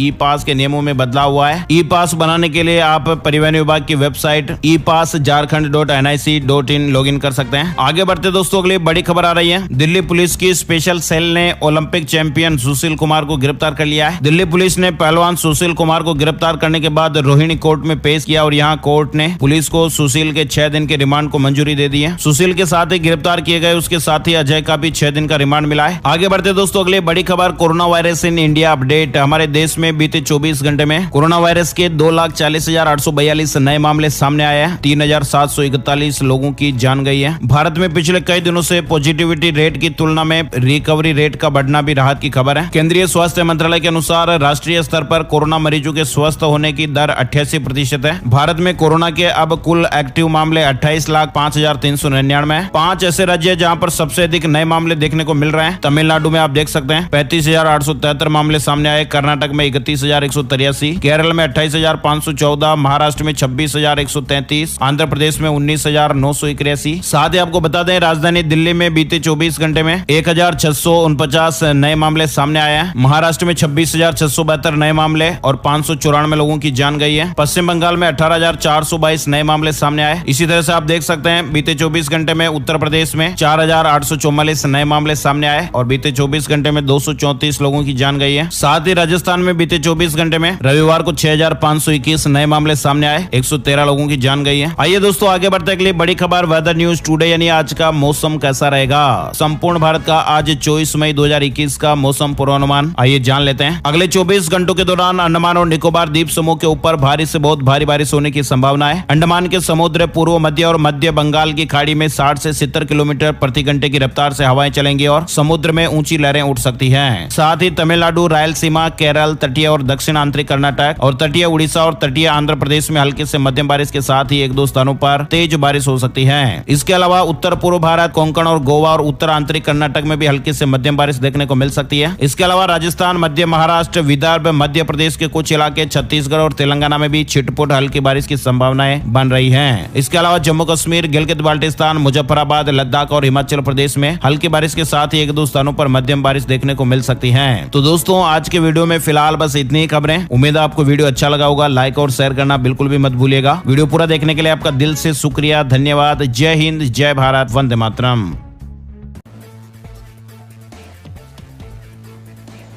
चलिए बात करते हैं अगली बड़ी खबर की। जी हां, दिल्ली में केजरीवाल की दिल्ली में फिर से बढ़ गया लॉकडाउन, 31 मई तक रहेगा जारी। जी हां, आपको बता दें दिल्ली के सीएम केजरीवाल ने यह बोला कि युद्ध अभी कोरोना के खिलाफ बाकी है। बेशक संक्रमण यहां पर घट गया है। आपको बता दें कि देश की राजधानी दिल्ली में कोरोना वायरस के नए मामले और संक्रमण की दर बेहद कम हो चुकी है, घट गई है। यही घटती हुई कोरोना वायरस के संक्रमण दर के बीच लॉकडाउन बढ़ाने या फिर खत्म करने के संशय और भ्रम केजरीवाल ने दूर कर दिए हैं, समाप्त कर दिए हैं। आपको बता दें कि आज केजरीवाल की सरकार ने एक बार फिर से दिल्ली में लॉकडाउन को आगे बढ़ाते हुए इस हफ्ते और लागू करने के दिल्ली में आदेश दे दिए हैं।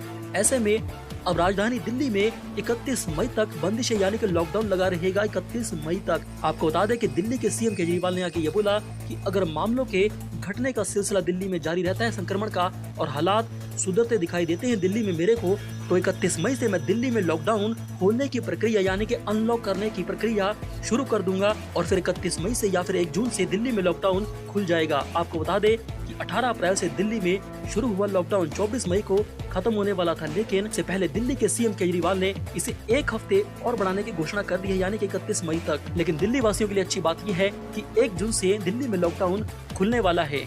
आपको बता दें कि प्रेस कॉन्फ्रेंस करते हुए दिल्ली के सीएम केजरीवाल ने आगे ये बोला कि 1 महीने में दिल्ली के अनुशासन की वजह से, दिल्ली के लोगों की अनुशासन की वजह से ही कोरोना की लहर दिल्ली में कमजोर होती नजर आई है। अप्रैल में 36% संक्रमण दर दिल्ली में पहुंच गई थी। आज कम लोग संक्रमित पाए जा रहे हैं कोरोना से दिल्ली में सिर्फ और सिर्फ लॉकडाउन की वजह से कि रविवार को पिछले 24 घंटे में 1600 केस कोरोना के सामने आए थे। आपको बता दें कि दिल्ली के मुख्यमंत्री केजरीवाल ने आगे ये बोला कि वैक्सीन की कमी को लेकर मैं बात करने वाला हूं। उन्होंने आगे ये बोला कि वैक्सीन की दिल्ली में बहुत ही शॉर्टेज है, कमी है, सभी टीकाकरण केंद्र मुझे बंद करने पड़े हैं, लेकिन वैक्सीन की समस्या का समाधान हम सब मिलकर निकालेंगे। इसी बीच उन्होंने महामारी के दौरान डटे डॉक्टर्स और मेडिकल स्टाफ के बारे में भी चर्चा की है। उन्होंने ये बोला कि डॉक्टर्स और नर्स पूरी तरह से सेवा भाव में जुटे हुए हैं।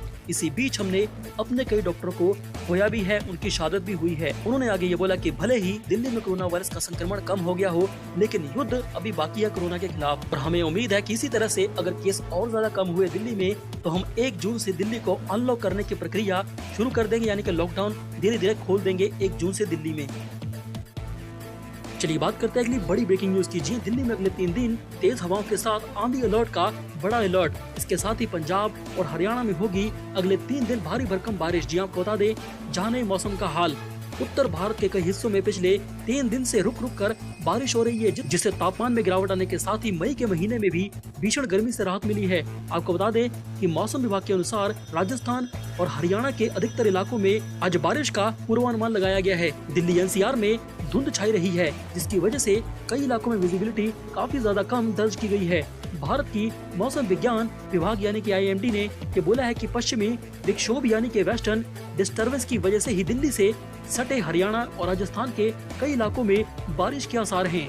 आपको बता दें कि हरियाणा और राजस्थान में बादलों की आवाजाही के बीच हल्की और भारी भरकम बारिश की दिल्ली में संभावना जताई जा रही है। जी आपको बता दें कि नारनौल, बावल, कोटपुतली, राजगढ़ और आसपास के क्षेत्रों में हल्की से मध्यम बारिश हो सकती है। वहीं पंजाब के भी कई इलाकों में भारी भरकम बारिश का सिलसिला जारी रहने वाला अगले 3 दिन। जी आपको बता दें कि वही भारत की राष्ट्रीय राजधानी दिल्ली में भी मौसम सुहावना होगा। जी आपको बता दें कि दिल्ली में खतरनाक बादल छाए रहने के बीच गर्मी से भी लोगों को राहत मिल सकती है। मौसम विभाग ने यह बोला है कि पश्चिमी विक्षोभ यानी कि वेस्टर्न डिस्टर्बेंस की वजह से ही दिल्ली में पिछले 3 दिनों से हल्की से मध्यम बारिश हो रही है। या सुबह के समय से ही तेज हवाओं और धूल भरी आंधी के कारण कई जगह पर विजिबिलिटी काफी ज्यादा कम हो चुकी है।